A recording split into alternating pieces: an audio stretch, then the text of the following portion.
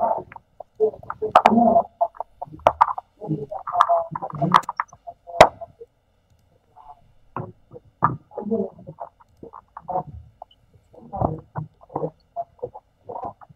আলাইকুম।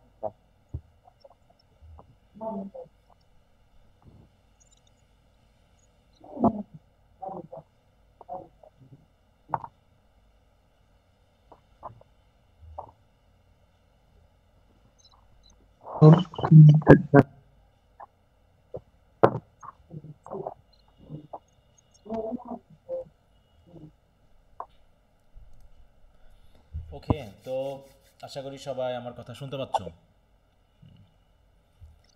জি জি sir. Sir. জি আচ্ছা, sir. তো এখন আমরা পড়ছিলাম হচ্ছে ইডিপাস রেস্প নিয়ে আলোচনা। তো আশা করি তোমরা টেক্সটের ভিডিও ক্লাস সহ ব্যাকগ্রাউন্ড ইনফরমেশন সহ আরও কোরাসের বিষয় সহ যে সকল ভিডিও ক্লাসগুলো আছে সেগুলো তোমরা নিশ্চয়ই দেখেছো নাকি? দেখছো তো? জি স্যার। হুম। জি স্যার। জি। যদি দেখে থাকো তো নিশ্চয়ই কিছু না কিছু অবশ্যই বুঝেছো। এখন সমস্যা থাকতেই পারে কারো না কারো।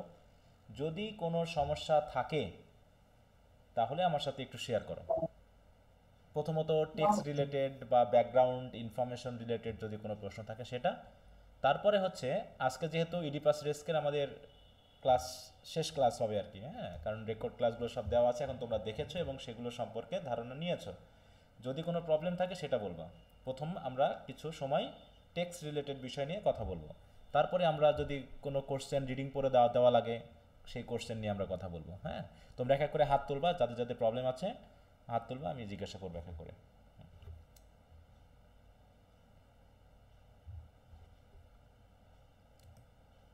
তোমরা অ্যাক্টিভলি কাজগুলো করছো তো নাকি বলো? জি স্যার। আচ্ছা, স্যার করছি। ফাঁকিবাজি দেওয়া যাবে না, সব রেডি করে দেওয়া আছে, শুধু তোমাকে পড়ে নিতে হবে বিশ্বাস করে এইটা। আর রেডি করা আছে বলে তুমি ভেবে নিবা যে পরে পড়ে নিব, তাহলে কিন্তু জমে যাবে পড়া, প্রচুর পড়া জমে যাবে। এখনও যথেষ্ট সময় আছে ভালো রেজাল্ট করার জন্য। এখনও যে তোমরা যুক্ত হয়েছো, এখানে যদি একটু অ্যাক্টিভ হও অবশ্যই একটা ভালো রেজাল্ট করতে পারবা। সেটা আমি এর আগেও দেখেছি যে অনেকেই বেশ ভালো রেজাল্ট করেছিল, পরবর্তী শুধু প্রিপারেশন ব্যাচে যুক্ত হয়ে যে স্যার আমি তো একদম শুরু থেকেই পারি নাই। জাস্ট তোমার উপরে টোটালি ডিপেন্ড করবে। তুমি যদি একটু দিনে যথেষ্ট সময় দাও, অ্যাক্টিভলি পড়াশোনা করো, ক্লাসগুলোতে তোমার সমস্যাগুলো শেয়ার করো, দেখবা যে সব গুছিয়ে যাবে। আচ্ছা, তাহলে টেক্সট রিলেটেড কারো মনে হয় প্রবলেম নাই নাকি? তাই তো? আচ্ছা, যেহেতু কারো কোনো কথা নাই তার মানে হয় তোমরা ক্লাসগুলো দেখোনি, আর না হলে তোমরা দেখেছো এবং বুঝে গেছো। আর ক্লাসগুলো দেখলে আশা করি বুঝে যাওয়ার মতোই, এখানে জটিল হওয়ার কিছু নাই। তারপর যেহেতু প্রথম যদি কেউ থেকে থাকো একদমই কোনো কিছু আগে পড়োনি, তার ক্ষেত্রে বোঝার জন্য কিছু সমস্যা থাকতেই পারে। হুম। আচ্ছা, যদি ওখানে সমস্যা না থাকে তাহলে আমরা চলে আসি ব্রিফ বা শর্ট কোশ্চেনের কোনো জায়গাতে কোনো সমস্যা আছে কিনা বুঝতে। যে ব্রিফস বা শর্ট কোশ্চেনগুলো তোমরা রিডিং পড়েছো, এবং কোনো জায়গায় যদি আন্ডারস্ট্যান্ডিংয়ের কোনো প্রবলেম থাকে বা উত্তরে ভুল বলে মনে হতে পারে, অনেক সময় দেখা যাচ্ছে আমি লিখেছি মনে হতে পারে, এরকম কিছু থাকলে একটু বলো, হাত তোলো।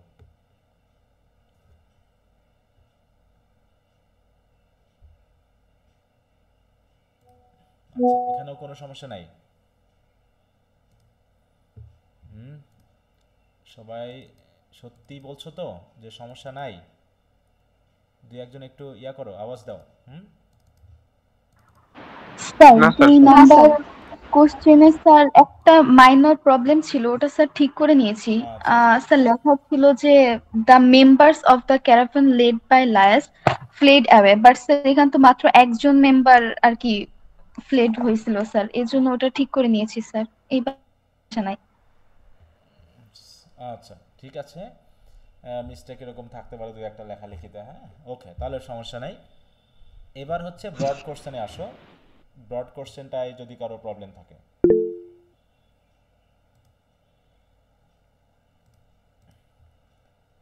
ওকে, উপমা সাহা হাত তুলেছ, প্লিজ বলো তোমার কোন কোশ্চেনে এবং কোথায় ভুল বা সমস্যা সেটা।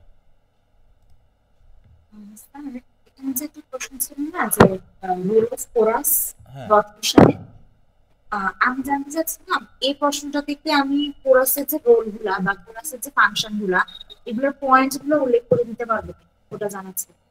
করতে পারো, পয়েন্ট পয়েন্ট হিসাবে করতে পারো, এটা নিয়ে কোনো সমস্যা না, ঠিক আছে।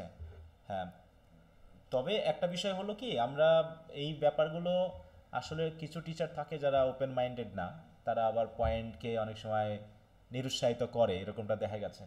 হ্যাঁ, কিন্তু হ্যাঁ, আমার ক্ষেত্রে সেজন্য মনে জানতে হয়, চাচ্ছিলাম। হ্যাঁ কিন্তু আমার ক্ষেত্রে মনে হয় যে যেহেতু একটা স্টুডেন্ট একটা কোশ্চেনে আনসার করবে, সে তার নিজের মতো করে বিষয়টাকে গুছিয়ে দিতে পারলেই আমার কাছে মনে হয়, কারণ এখানে তো ব্রড কোশ্চেনটা, কারণ আমরা যখন একটা প্যারাগ্রাফও লিখি বা একটা এসে লিখি তারও পয়েন্ট থাকে, তাই না, এক একটা পয়েন্ট বুঝিয়ে দেওয়া হয়, এমনকি তোমরা যে বাংলায় যে সাবজেক্টগুলো আছে সেগুলো তোমরা পয়েন্ট দিয়ে লিখবা।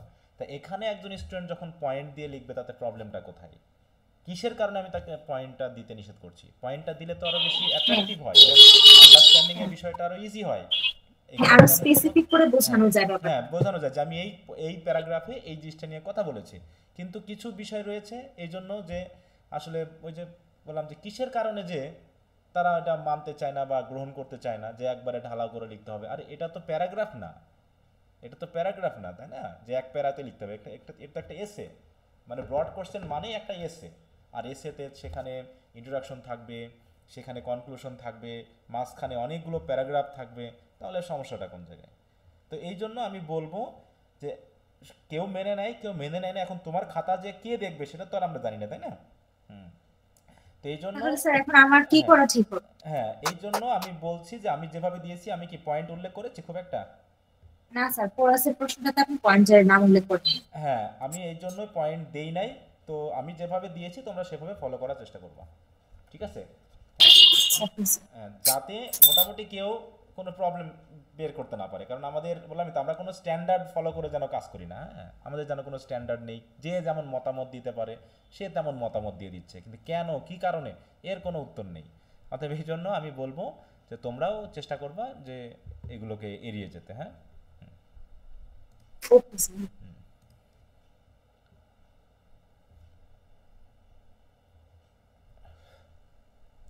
আচ্ছা, তারপরে আর হাত তুলেছো হচ্ছে উপমার পর বৃষ্টি বিশ্বাস, বলো। বৃষ্টি বিশ্বাস। জি স্যার, হ্যাঁ, নমস্কার স্যার। এই তো বলো তোমার কোথায় প্রবলেম। স্যার, প্রশ্নগুলো অনেক হার্ড মনে হচ্ছে। আমি যখন পড়তে যাচ্ছি তখন বাংলা মিনিং গুলো ওরকম ভাবে গুছায় পড়তে পারতেছে না। আচ্ছা, যদি আপনি একটু পড়াই দিতেন। এখন সবগুলো কোশ্চেন তো পড়িয়ে দিয়ে সময় পাওয়া মুশকিল হয়ে যাবে, এই জন্য, প্রথমটা হ্যাঁ দেখাচ্ছে তোমার কাছে যেটা মনে হবে যে এমন না যে তুমি একদম কিছুই বুঝবা না, হ্যাঁ তোমাকে স্যার, পড়তে হবে পুরোপুরি পড়ে, মানে হ্যাঁ যে যে জায়গাগুলোতে প্রবলেম আছে বা স্যার এই জায়গাটা আমি বুঝতে পারছি না এই জায়গা, তাছাড়া ধরো প্রত্যেকটা কোশ্চেন, হ্যাঁ বিশেষ করে ব্রড কোশ্চেনগুলো পড়িয়ে দিয়ে সময় ম্যানেজ করাটা খুবই কঠিন হয়ে যাবে, হ্যাঁ এটার জন্য একটু তোমাকে বাসায় পড়তে হবে। এখানে এই প্রবলেমটা ওই জন্য বললাম যে তাদের হবে যাদের পিছনের পড়াটা কম আছে বা হচ্ছে স্যার ওয়ার্ড আমরা মিনিং কম কিছু আছে, পড়ি ঘাটতি কম আছে। সমস্যা হয় বেশি। হুম হুম। আচ্ছা, এমন কোনো ব্রড কোশ্চেন আছে যেটা আমি এখন তোমাকে, মানে সবগুলো তো হয়তো সম্ভব না, কিন্তু স্পেশাল কোনোটা যে স্যার এইটা আমার কাছে বেশি হার্ড লাগছে কিন্তু ইম্পর্টেন্ট, আমি তিনটা কোশ্চেন ইম্পর্টেন্ট দিয়েছি তাই না, ব্রড স্যার, কোশ্চেন। প্রথম প্রশ্নটা যদি একটু পড়াইতেন। কোনটা কোনটা? প্রথমটা? প্রথম প্রশ্নটা ছিল, হ্যাঁ স্যার। আচ্ছা, তো ঠিক আছে আমি দেখতেছি। আচ্ছা, তারপর হচ্ছে শাওন বিশ্বাস। নমস্কার স্যার, ভালো আছেন? এই তো ভালো, নমস্কার। স্যার আমার এই প্রশ্ন প্রথমটাই যে অ্যারিস্টটল ডেফিনেশন, এটা একটু একটু বাংলা করে দিতেন। আচ্ছা ঠিক আছে, ওটাই প্রবলেম তাই তো। আচ্ছা তাহলে আমি ওখানে যাচ্ছি, ওখানে যাচ্ছি, সমস্যা না। আজই লাইকে ঢুকছি কেন?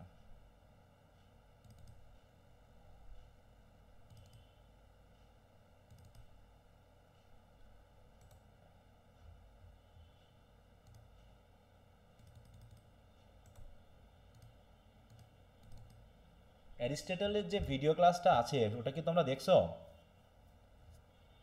হ্যাঁ স্যার, একটু দাঁড়ান। হুম, ওই ভিডিও ক্লাসটা কিন্তু দেখতে হবে, তাছাড়া যে ক্লাসিক্যাল ট্র্যাজেডির যে বৈশিষ্ট্যগুলো এগুলো কিন্তু বুঝতে অসুবিধা হবে, যেখানে যেটা বলছে না কিং এডিপাস অ্যাজ আ ক্লাসিক্যাল ট্র্যাজেডি বা কোরাসের ফাংশন, এগুলোতে কিন্তু অনেকটা রেফারেন্স আছে, হ্যাঁ। ওকে, তাহলে ক্লাসিক্যাল ট্র্যাজেডি কেন বলা হচ্ছে বা কী কারণে বলা হচ্ছে তার কিছু বিশেষ বৈশিষ্ট্য যেগুলো থাকবে সেগুলোকে আমরা একটু দেখে নিব, তাই না? দেখো, king Oedipus a masterpiece by the ancient Greek playwright Sophocles. হ্যাঁ, মানে এই যে কথাগুলো, এগুলো কি মানে খুব বেশি যে আন্ডারস্ট্যান্ডিংয়ের সমস্যা হবে তা না।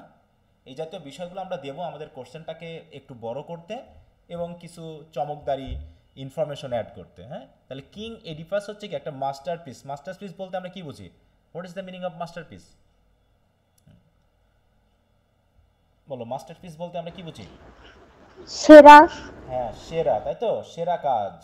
হ্যাঁ, সেটা গান হতে পারে, কবিতা হতে পারে, গল্প হতে পারে, হ্যাঁ, যে কোনো ধরনের, যেটা সবচেয়ে আকর্ষণীয়, ফেমাস এবং আপিলিং বা হচ্ছে সবচেয়ে গ্রহণযোগ্য, এগুলোকে বলা হয় মাস্টারপিস। তাহলে এটা কার লেখা? By the ancient Greek playwright Sophocles, তাই তো, আমরা যেটা গত ক্লাসে আলোচনা করেছি, সফোক্লিস নামক, তাই তো, একজন প্লেরাইট ছিলেন, নাট্যকার ছিলেন, তিনি ছিলেন হচ্ছে গ্রিক দেশের। তার লেখা এই ড্রামাটি হচ্ছে কিং এডিপাস। এবং কিং এডিপাস কি হচ্ছে? Stands as a Paragon of classical tragedy. Paragon মানে কি? এক্সাম্পল। প্যারাগন মানে কি বোঝায়? Best example. হ্যাঁ, তাহলে একে ক্লাসিক্যাল ট্র্যাজেডির প্যারাগন বলা হচ্ছে। কেন প্যারাগন বলা হচ্ছে? কারণ এরিস্টটল নিজে তার যে পয়েটিক্স নামক, দেখো এটা কিন্তু তোমরা আবার পয়েটিক্স পাবা হচ্ছে, এটা হচ্ছে তোমাদের ইয়াতে থার্ড ইয়ারে গিয়ে। হ্যাঁ, থার্ড ইয়ারে কিন্তু এই ক্রিটিসিজম আছে, যেখানে পয়েটিক্স আছে প্রথমেই, ওখানে আবার পুনরায় এগুলো কিন্তু পড়তে হবে আমাদেরকে। তাই বলছে রুটেড ইন অ্যারিস্টটলিয়ান প্রিন্সিপালস, কারণ এই নাটকটার মেইন উৎপত্তি হচ্ছে এই অ্যারিস্টটলের যে প্রিন্সিপালস বা নিয়ম কানুন, সেগুলোকে মেনে চলা। কারণ কি? সেগুলোকে মেনেই কিন্তু এটা লেখা হয়েছে। অথবা আমরা বলতে পারি যে আগে নাটকটা লেখা হয়েছে, তারপর অ্যারিস্টটল এই প্রিন্সিপালসগুলো ওই নাটক থেকে খুঁজে খুঁজে বের করে তিনি দেওয়ার চেষ্টা করেছেন। তাই বলছে rooted in Aristotelian principles the play exemplifies মানে কি? উদাহরণ হিসেবে রিপ্রেজেন্ট করা। এক্সাম্পলিফাইজ দ্য কোর এলিমেন্টস, মানে মূল যে এলিমেন্ট সেইগুলোকে এক্সাম্পলিফাই করছে বা তুলে ধরছে। যে এলিমেন্টগুলো কি করে? That define the classical tragic form. যে এলিমেন্টগুলো একটা ক্লাসিক্যাল ট্র্যাজেডির ফর্মকে ডিফাইন করে বা নির্দেশ করে। তাহলে আমরা এই সেন্টেন্সটার মিনিংটা কি বুঝলাম? যে অ্যারিস্টটলের প্রিন্সিপালগুলো ফলো করে বলেই এই নাটকের ভিতরে এমন কিছু এলিমেন্ট আমরা পাচ্ছি, যে এলিমেন্টগুলো একটা ক্লাসিক্যাল ট্র্যাজেডি লিখতে, তাই তো, যে সকল এলিমেন্টের প্রয়োজন হয় সেগুলোকে দিয়েই এটাকে ফর্ম করা। Through the journey of its tragic hero. Tragic হিরোটাকে এই নাটকের এডিপাস, তাই তো। তাহলে এই যে তার যে ট্র্যাজিক হিরোর যে জার্নি, এটার মাধ্যম দিয়ে কি করেছে? The play navigates the intricate interplay of fate, hamartia and catharsis, যেগুলো হচ্ছে ক্লাসিক্যাল ট্র্যাজেডির তিনটা এলিমেন্ট, কিন্তু আমরা গত ক্লাসে আলোচনা করেছিলাম না, যে এই প্লেতে কি কি হচ্ছে? নেভিগেট হচ্ছে। নেভিগেট মানে কি? বারবার একটার পরে আরেকটা ঘটনা ঘটে যাওয়া। নেভিগেট মানে পরিচালনা করা বা হচ্ছে দিক নির্দেশনা করে নিয়ে যাওয়া, যেটা নৌকার সাথে রিলেটেড, তাই না, জাহাজের সাথে রিলেটেড। তাহলে এই প্লেতে কি হচ্ছে? ইন্ট্রিকেট মানে কি? জটিল একটা ইন্টারপ্লে মানে কি? কানেকশন, একটার সাথে আর একটা অন্তর সম্পর্ক বা আন্তর সম্পর্ক, এইটাকে নির্দেশ করে। তাহলে কার কার সাথে সম্পর্ক আছে? ফেট, হ্যামার্শিয়া এবং ক্যাথারসিস। ফেট, হ্যামার্শিয়া কি মনে আছে? গতকাল আমরা পড়েছিলাম। হ্যামার্শিয়া বলতে কি বোঝায় বলো তো? ইরোর। হ্যাঁ, তাই তো, মাইনর একটা ইরোর। যে ইরোরটা মানে কি করছে? একজন ভালো মানুষের জীবনটাকেই ধ্বংস করে দিচ্ছে। তারপরে ক্যাথারসিস বলতে কি বোঝায়? ফিয়ার। ক্যাথারসিস মানে হচ্ছে পিটি এবং ফিয়ার জাগরিত করা, তাই তো, কাদের মধ্যে? রিডারদের মধ্যে। এই ড্রামাটা পড়ার পর আমাদের ভিতরেও কি এক ধরনের মানে বোধ তৈরি হয়েছে না, যে এমন কাহিনী তো আমাদের জীবনেও ঘটতে পারে, তাই না? যে আমি কি আমার পিতামাতার আসল সন্তান কিনা তা তো আমি জানি না। হ্যাঁ, হতেও তো পারে যে আমি আসল সন্তান না। হ্যাঁ, এমন তো ঘটতে পারে আমার জীবনে, এরকম কোনো ভাগ্য আমার জীবনেও লেখা আছে কিনা তা তো আমি জানি না। হ্যাঁ, এই যে ব্যাপারগুলো, তাই বলছে এই ব্যাপারগুলোকে অ্যাড করার মাধ্যমে এই ড্রামাটি একটা ক্লাসিক্যাল ট্র্যাজেডি রূপে কিন্তু এক্সাম্পলিফাই করছে, হ্যাঁ, বা হচ্ছে আমাদের সামনে উপস্থাপন করছে কিছু কোড এবং কন্ডাক্টকে। আর এই তিনটা বিশেষ করে, হ্যাঁ, ফেট, হ্যামার্শিয়া এবং ক্যাথারসিস, এই তিনটার ইন্ট্রিকেট ইন্টারপ্লের মাধ্যমে নেভিগেট করার কারণে offering a timeless exploration of human condition, এর মাধ্যম দিয়ে আমরা কিন্তু পাচ্ছি কি সম্পর্কে ধারণা পাচ্ছি, যে হিউম্যান কন্ডিশনের টাইমলেস এক্সপ্লোরেশন। টাইমলেস এক্সপ্লোরেশন কেন? টাইমলেস মানে কি? যেটা কোনো সীমার মধ্যে সীমাবদ্ধ নয়, মানে সময়ের মধ্যে সীমাবদ্ধ নয়। টাইমলেস, যার কোনো নির্ধারিত সময় নেই। এই যে ইডিপাস নামক যে নাটকটা পড়লাম আমরা, এই নাটকে দেওয়া যে কাহিনীগুলো বা এর মাধ্যমে উপস্থাপিত যে সকল বিষয়গুলো, এগুলো কি বর্তমান মানুষের জীবনে ঘটতে পারে না? বলো। এর মাধ্যমে ঘটতে পারে। তাই বলতেছে সেই আজ থেকে 2500 বছর আগে যিনি লিখেছেন সেটা কিন্তু এখনও আমাদের কাছে গুরুত্বপূর্ণ, এখনও কিন্তু আমাদের কাছে সেই রকম মানে কি পেয়েছে, গ্রহণযোগ্যতা পেয়েছে। এই জন্য বলছে টাইমলেস এক্সপ্লোরেশন। এক্সপ্লোরেশন মানে কি? পর্যবেক্ষণ, অনুসন্ধান। কিসের? হিউম্যান কন্ডিশনের, হ্যাঁ, মানব জীবনের। তাহলে আমাদের মানব জীবন এরকম ফেট, হ্যামাসিয়া বা ক্যাথারসিসের একটা সংঘবদ্ধ একটা বিষয় হতে পারে। হ্যাঁ, ওকে। তার বলছে Aristotle's definition of tragedy and features of classical tragedy. তাহলে আমরা প্রথমে পাবো এখন, যেহেতু এখানে এরিস্টটলের প্রিন্সিপালসের অধীনেই আমাকে এই নাটকটাকে প্রমাণ করতে হবে যেটা আসলে ক্লাসিক্যাল ট্র্যাজেডি কি না, তাহলে আমাকে আগেই জানতে হবে যে অ্যারিস্টটল যে ট্র্যাজেডির ডেফিনেশন দিয়েছে সেটা কি, এবং তিনি যে ক্লাসিক্যাল ট্র্যাজেডির ফিচারগুলো দিয়েছেন সেগুলোই বাকি। তোমরা যদি পয়েটিক্সে যাও, দেখো এখানে কিন্তু সংজ্ঞাটা দেওয়া আছে। আমরা একটু পয়েটিক্স আছে, এই যে তোমাদেরকে এই বইটা কিনতে হবে আবার বিয়ের সময়, দেখা যাচ্ছে সেকেন্ড ইয়ারে উঠে। হ্যাঁ, এই ছোট্ট একটা বই। দেখো এখানে কিন্তু তার সংজ্ঞাটা দেওয়া আছে।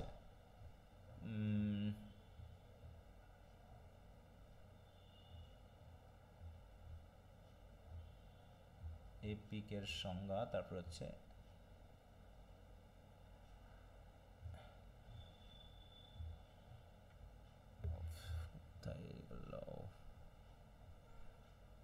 এই জায়গাতে। হ্যাঁ, মানে এখানেই মেইনলি দেখো এই যে বৈশ্বিক কী কী এলিমেন্ট আছে, স্পেকটাকেল, হ্যাঁ, প্লট ইত্যাদি সব বলা আছে। দেখো ট্র্যাজেডির সংজ্ঞাটা কি তার মতে, tragedy is a representation of an action. তাহলে ট্র্যাজেডি হলো একটা অ্যাকশনের রিপ্রেজেন্টেশন, মানে স্টেজে যে নাটকটা উপস্থাপন করা হয় এটা কি কোনো বাস্তবিক ঘটনা নাকি কোনো একটা ঘটনাকে জাস্ট উপস্থাপন করা? কোনটা? কোন একটা ঘটনাকে উপস্থাপন করা, কোনো একটাকে ঘটনা। তাই না? হ্যাঁ, আমরা যে সিনেমা নাটকগুলো করি এগুলোই হয়তো বা কোনো ব্যক্তির, যেমন এই যে এখন নাকি শুনতেছি আয়নাঘর নামে একটা মুভি বার হবে। হ্যাঁ, তাহলে এটা কি আগে ঘটে গেছে না কোনো একটা বিষয়? সেই কাহিনীগুলো এখন জি স্যার, পূর্ণ নির্ধারিত কোনো গল্পকে আবার পুনরায় দর্শকের সামনে উপস্থাপন করা। জি, তাই বলছে এই ট্র্যাজেডি হচ্ছে কি একটা অ্যাকশনের রিপ্রেজেন্টেশন, এবং অ্যাকশনটা কেমন হতে হবে? Action that is or serious attention. যে কোনো অ্যাকশন দিলে কিন্তু হবে না, সে যে অ্যাকশনটাকে রিপ্রেজেন্ট করা হবে সেই অ্যাকশনটা এমন হতে হবে যাতে কি হয়, এটা সিরিয়াস অ্যাটেনশনকে ড্র করে, মানে মানুষের কাছ থেকে যেন সিরিয়াসনেস লাভ করে, যে মানুষ আসলেই এটা দেখতে চায় বা জানতে চায়। হ্যাঁ, এবং কমপ্লিট ইন ইটসেলফ। এবং নাটকটা যখন আমি রিপ্রেজেন্ট করব, নাটক যদি সম্পূর্ণ ঘটনাকে বা সম্পূর্ণ কাহিনীটাকে রিপ্রেজেন্ট করতে না পারে, তাহলে দেখে কি মজা হবে? বাংলা, এই যে ভারতের বাংলা সিরিয়ালের মতো। বলো, ভারতের বাংলা সিরিয়াল কোথায় গিয়ে শেষ হয় আর কোথায় থেকে শুরু হয়েছে আর কোথায় গিয়ে শেষ হয়, এমন কোনো ব্যক্তি আছে যে পুরোটা মাথার ভিতর ধরে রাখতে পারবে প্রত্যেকটা কাহিনীকে? না স্যার। হ্যাঁ, পারবে না, তাই না? তাই বলছে একটা ট্র্যাজেডি হতে হলে অবশ্যই ট্র্যাজেডিটা কি হতে হবে, কাহিনীটা কমপ্লিট হতে হবে এই ঘটনার মধ্যেই, অ্যান্ড অফ সাম অ্যাম্পলিটিউড। এবং অবশ্যই এই নাটকের মধ্যে কোনো একটা নির্দিষ্ট অ্যাম্পলিটিউড বা পরিমিতি বা একটা সীমা থাকবে। এমন না যে কোথায় যেন শুরু হয়েছে কোথায় গিয়ে শেষ হলো আমি বুঝতেই পারলাম না। স্যার আপনি কি স্ক্রিন শেয়ার করছেন? হ্যাঁ, স্ক্রিন শেয়ার করেছি। বাকিটা কি দেখতে পাচ্ছ সবাই? জি স্যার, দেখতে পাচ্ছি। কেমন দেখতে পাচ্ছেন স্যার? সমস্যা হচ্ছিল। হ্যাঁ, একটা নেটওয়ার্কের প্রবলেম হতে পারে ওঠা নামাতে।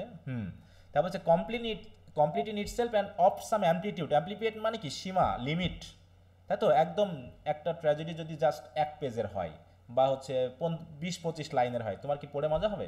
অবশ্যই এখনকার ছেলে মেয়ে তো রিলস দেখে, বাংলা 3 ঘন্টা সিনেমা দেখে না, নাকি? বলে এখন আমরা 59 সেকেন্ডের শর্ট ভিডিও দেখি, বা হচ্ছে কত 90 মিনিটের রিলস দেখি, এখন আর লং ভিডিও ভালো লাগে না। অনেক সময় দেখি আমার ইউটিউবে ছেলেমেয়েরা কমেন্ট করে যে স্যার ভিডিও ক্লাসগুলো একটু ছোট করে করা যায় না? তোমাদের কি মনে হয় এই শিক্ষামূলক কোনো ভিডিও ছোট করে করা যায়?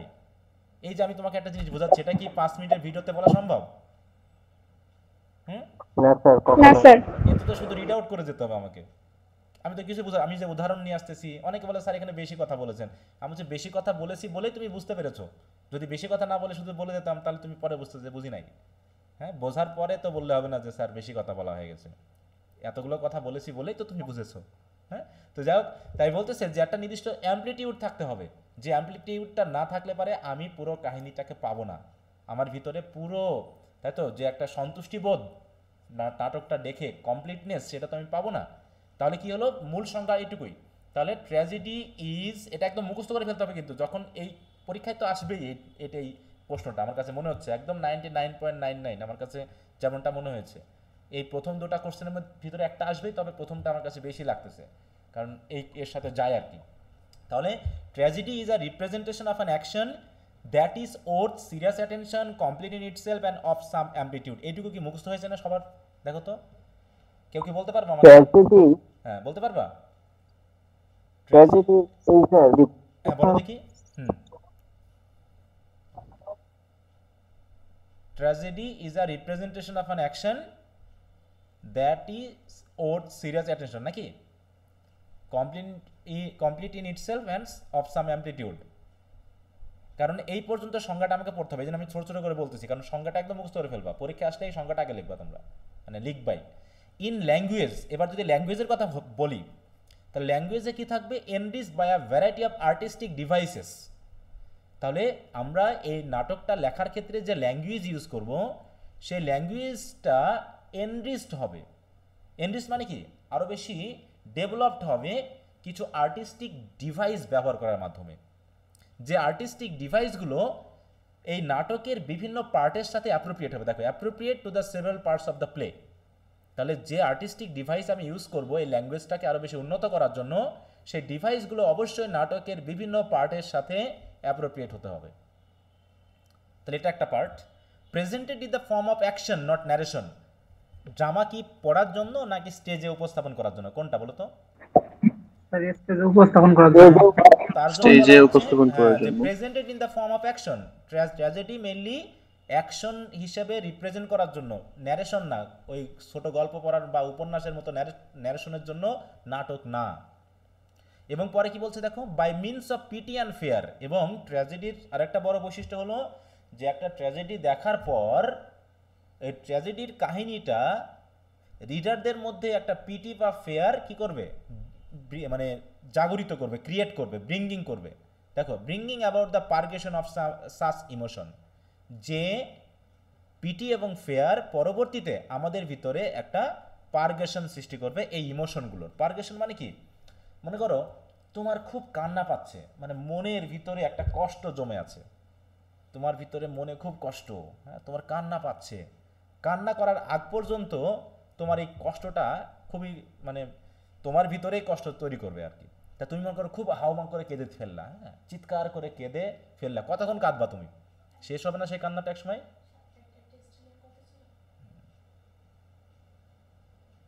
জি স্যার। আচ্ছা, একটু সরি, আমি একটা জিনিস ভুলে গেছি, একটা ব্যাচের টেস্ট নেওয়ার কথা ছিল, আমি প্রশ্নটা শেয়ার করতে।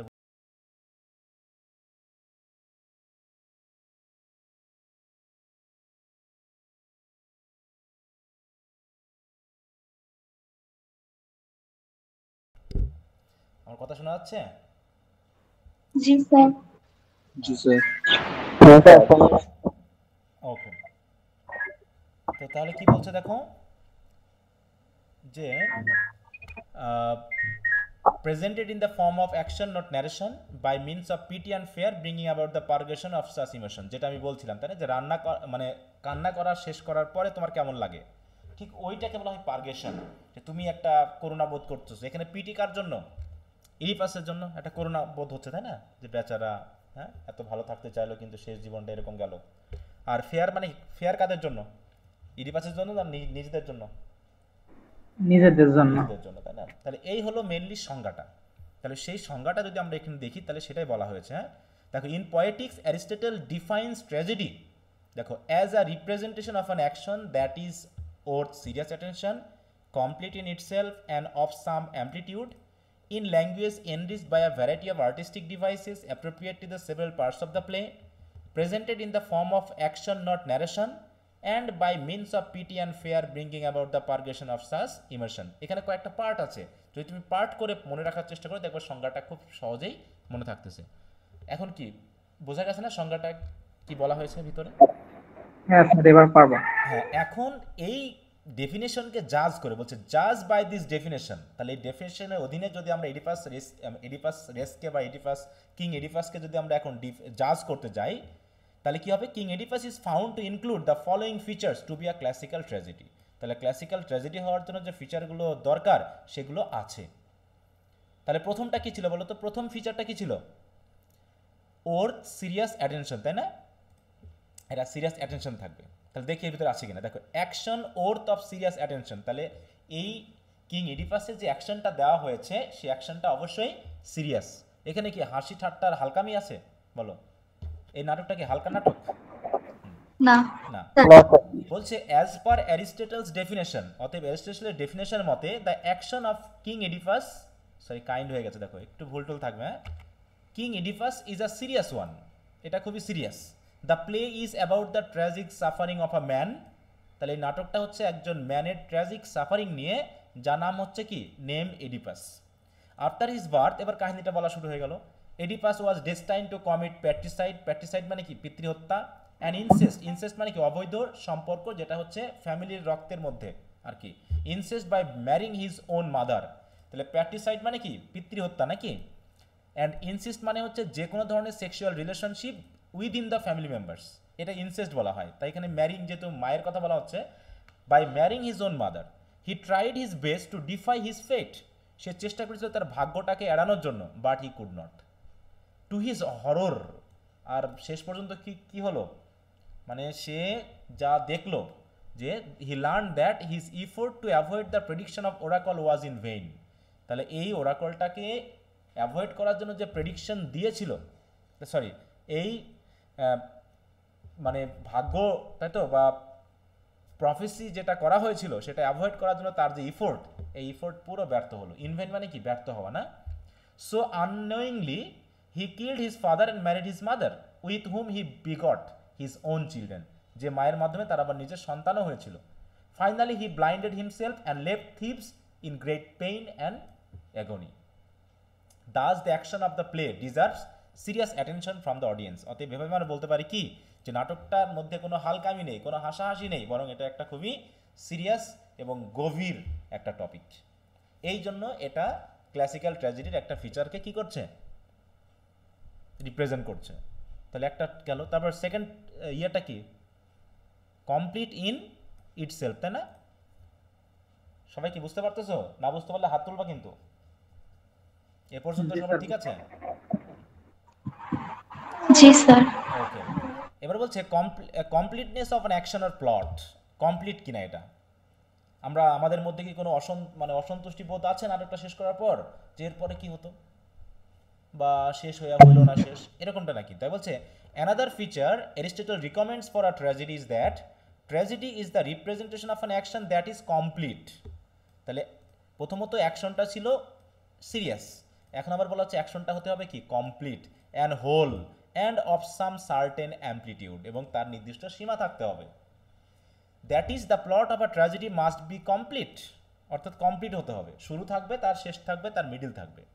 King এডিপাস also includes this feature, the play has a beginning, a middle and an end, এর একটা শুরু আছে, এর মাঝখানেও আছে, আবার শেষও আছে। Beside the plot is a complex one preferred by Aristotle, plot প্রধানত দুই ধরনের হয়, complex plot and simple plot. আর অ্যারিস্টটলের মতে ট্র্যাজেডি হতে হলে প্লটটা হতে হবে কমপ্লেক্স। দেখো এই যে প্রশ্নটা, এটা কি শুধু সামারি লিখে দিয়ে আসলে হবে?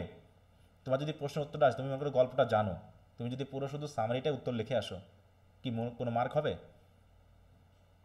না স্যার।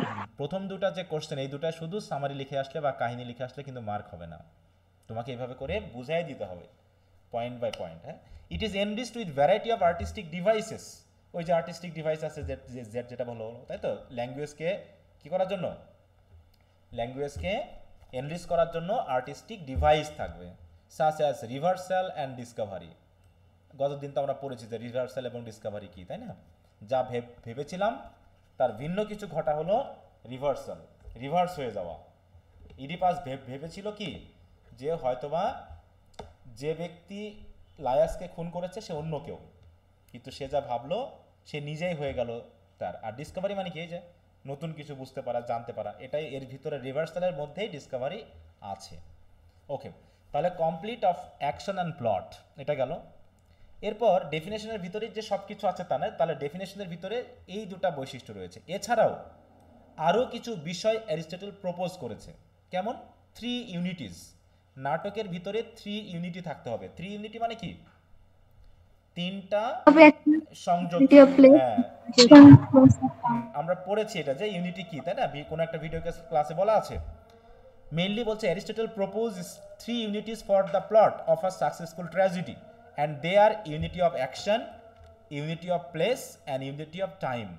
এই 3টা কিন্তু থাকতে হবে, কারণ যদি অ্যাকশন, প্লেস এবং টাইমের কোনো ইউনিটি না থাকে তাহলে মানে যারা ভিউয়ার্স হবে, যারা স্পেকটেটর হবে, দর্শক হবে, তারা বুঝে উঠতে পারবে না কোথা থেকে কি ঘটলো।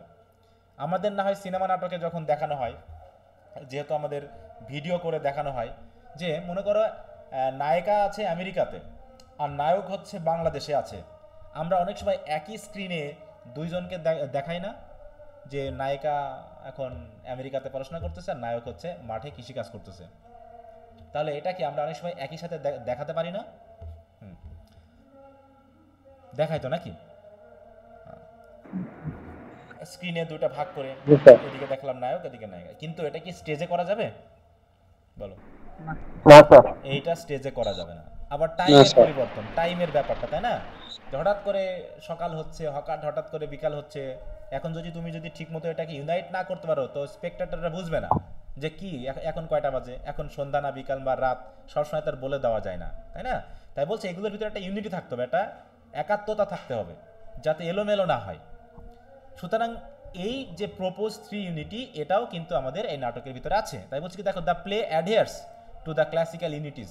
আমাদের এই নাটকটার ভিতরেও ক্লাসিক্যাল ইউনিটিকে মেনটেন করার একটা প্রবণতা আছে, because there is no subplot, কারণ আলাদা কোনো প্লট নেই, একটাই কাহিনী। And the sole concern of the plot devotes to the tragedy of Oedipus. এবং পুরো প্লটটাই একটাই কাহিনী এবং পুরোটা নির্দেশ করছে এডিপাসের ট্র্যাজেডিকে। অতএব এখানে যেহেতু আর কোনো প্লট নাই, সাবপ্লট নাই, সুতরাং একটাই প্লট আছে, অতএব এখানে অ্যাকশন, প্লেস এবং টাইম মেনটেন করা হয়েছে। আমরা পরবর্তী ইয়াতে দেখব, তোমার অ্যাজ ইউ লাইক ইটে দেখবো যে সেখানে সাবপ্লট আছে। সাবপ্লটটা কি সেটা আমরা অ্যাজ ইউ লাইক ইট পড়ার পরে বুঝতে পারবো। হ্যাঁ, the whole action of the play takes place in a single location. দেখো, আমরা যে ইডিপাসের যে নাটকটা পাচ্ছি, সেই নাটকটার প্লেসটা কোন জায়গায় বলো তো? কোন জায়গায় ঘটেছে? জায়গায় কি চেঞ্জ হয়েছে নাটকে শুরু থেকে শেষ পর্যন্ত? বলো। জায়গা কিন্তু চেঞ্জ হয়নি, তাহলে নাটকটা ঘটেছে কোন জায়গায়? মানে কোন জায়গাটাকে নির্দেশ করা হয়েছে নাটকে? সিঁড়ির উপরে। হ্যাঁ, সিঁড়িতে, প্যালেসে, তাই তো? রাজার রাজপ্রাসাদের সামনে সিঁড়ির উপরে। অতএব একদম নাটকের শুরু থেকে শেষ পর্যন্ত এক জায়গাতেই। কাহিনী পিছনের কথাগুলো মৌখিকভাবে বলা হচ্ছে, তাই তো, ডায়লগের মাধ্যমে বলা হচ্ছে, কিন্তু তোমার জায়গা চেঞ্জ হয়নি। আমরা অ্যাজ ইউ লাইক ইটে দেখবো যে জায়গা চেঞ্জ হচ্ছে, আর্মস অ্যান্ড দ্য ম্যানে দেখবো জায়গা চেঞ্জ হয়েছে, ঠিক আছে তো? কিন্তু এই ইডিপাস রেসকে আমরা কোনো জায়গা চেঞ্জ দেখিনি, একটা জায়গার ভিতরে সবকিছু ঘটে গেছে। বাকি আগে পিছের ঘটনাগুলো ডায়লগের মাধ্যমে বলা হচ্ছে, কাহিনীগুলোকে সরাসরি স্টেজে উপস্থাপন করা হচ্ছে না। তাই বলছে, দেখো, which is before the royal palace of Thebes. হ্যাঁ, এবং নাটকটা ঘটতেছে কত, দেখো, within a compress time frame of the single revolution of the sun. এবং টাইমটাও হচ্ছে কি 24 ঘন্টা, মানে single revolution of the sun. এবং নাটকের পুরো টাইমটাও হচ্ছে 24 ঘন্টা। এই 24 ঘন্টার মধ্যেই নাটকটা শুরু থেকে শেষ পর্যন্ত হয়ে গেছে, ঠিক আছে? অতএব এখানে আমরা দেখতে পাচ্ছি কি ইউনিটি অফ টাইম, প্লেস এবং অ্যাকশন মেনটেন করা হয়েছে। অ্যাকশন কীভাবে মেনটেন হলো? কারণ এখানে একটা মাত্র প্লট রয়েছে। প্লেস কিভাবে মেনটেন করা হলো? কারণ এক জায়গাতে কাহিনীটা ঘটেছে। এবং টাইম কিভাবে মেনটেন করা হলো? কারণ নাটকের শুরু থেকে শেষ পর্যন্ত যা সকাল থেকে বিকাল বা সন্ধ্যা পর্যন্ত, এর বাইরে আর কোনো টাইম যায়নি এদিক ওদিক। এই জন্য বলা হচ্ছে 3 ইউনিটি আমাদের এই ক্লাসিক্যাল ট্র্যাজেডিতে মেনটেন করা হয়েছে, আমাদের ইডিপাসেও মেনটেন করা হয়েছে। কি কথা কি বোঝা গেল? এরপর হচ্ছে অ্যারিস্টটলিয়ান ট্র্যাজিক হিরো। আরেকটা বৈশিষ্ট্য হলো যে একটা ট্র্যাজেডি হতে হলে অবশ্যই একজন ট্র্যাজিক হিরো থাকতে হবে। আর ট্র্যাজিক হিরোর বৈশিষ্ট্য কি সেটা নিশ্চয়ই তোমরা ভিডিও ক্লাসে দেখেছো। একটা ট্র্যাজিক হিরোর বৈশিষ্ট্য হলো সে খারাপ মানুষ হবে না, আবার খুব ভালো মানুষও হবে না। সে হবে ভালো মন্দের মিশ্রণ, আমাদের মতো মানুষ। আমরা যে মানুষ, আমরা কি একদম দেবতাদের মতো মানে পবিত্র নাকি, নাকি শয়তানের মতো একদম খারাপ? আমরা কেমন মানুষ? না ভালো খুব, আবার না মন্দ নাকি, আমরা ভালো মন্দের মিশ্রণ, মানে হিউম্যান লাইক। কারণ কি অ্যারিস্টটলের মতে যদি কেউ খুবই ভালো হয় তাহলে তো সে তো হয়ে যাবে ফেরেশতা, আর যদি খুবই খারাপ হয় তাহলে সে তো হয়ে যাবে শয়তান। তাহলে মানুষ কি? মানুষ হচ্ছে কি ভালো মন্দের একটা মাঝামাঝি অবস্থা। তাই বলছে অ্যাকর্ডিং টু অ্যারিস্টটলস ডেফিনেশন, দেখো a tragic hero is a person of noble stature with admirable qualities.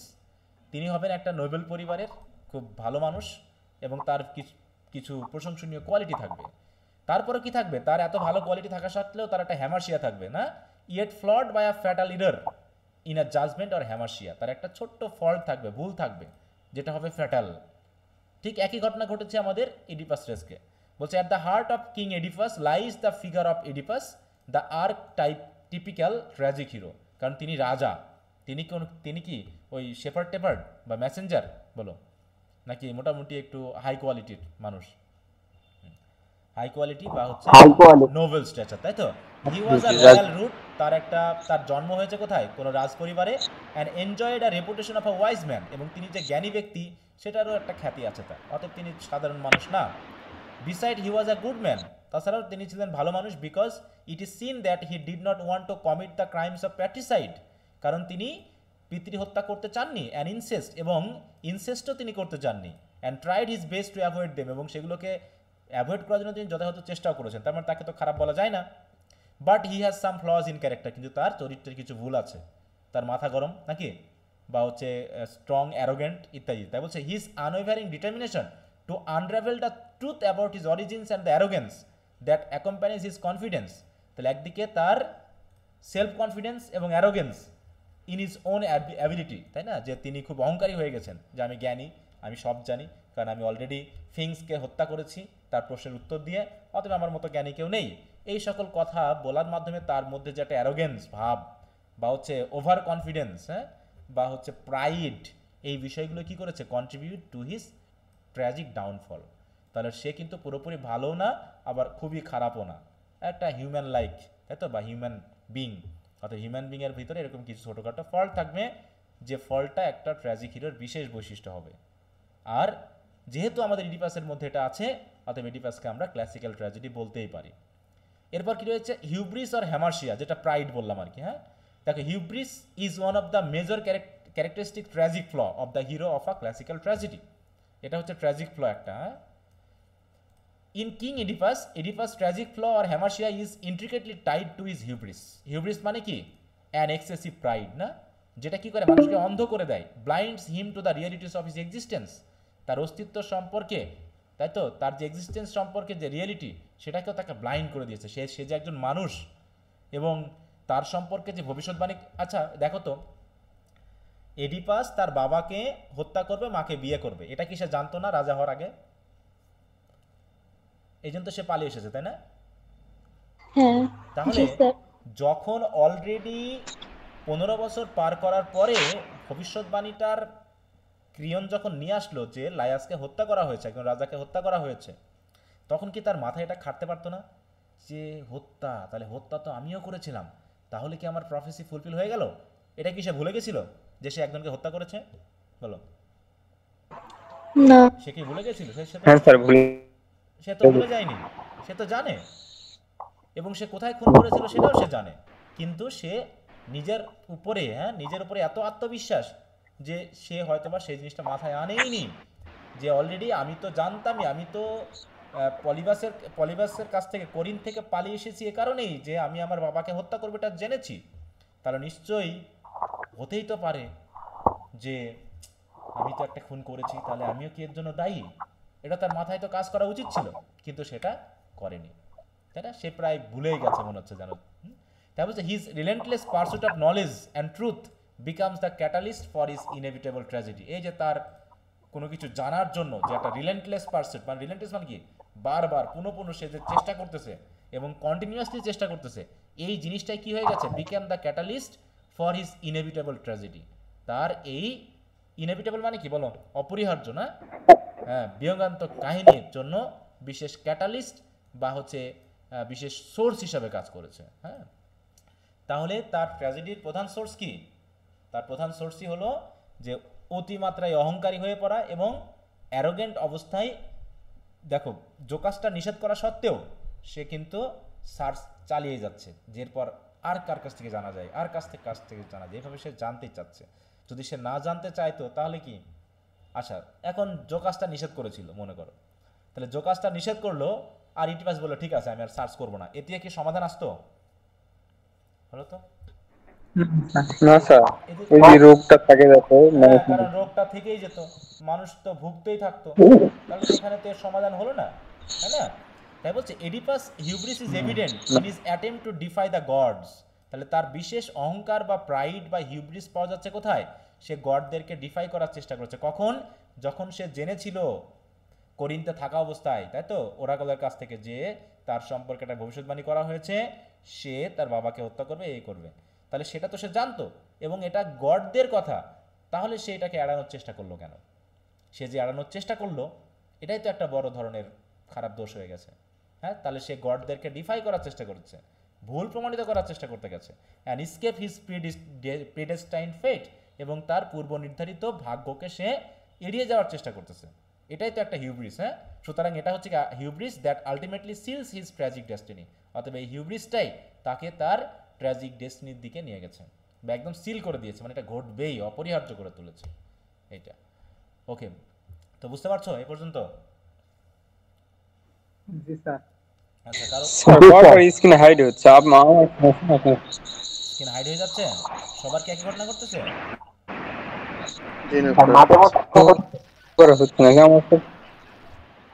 তোমার কথাটাও ক্লিয়ার না, মানে নেটওয়ার্কের সমস্যা তোমার, ঠিক আছে?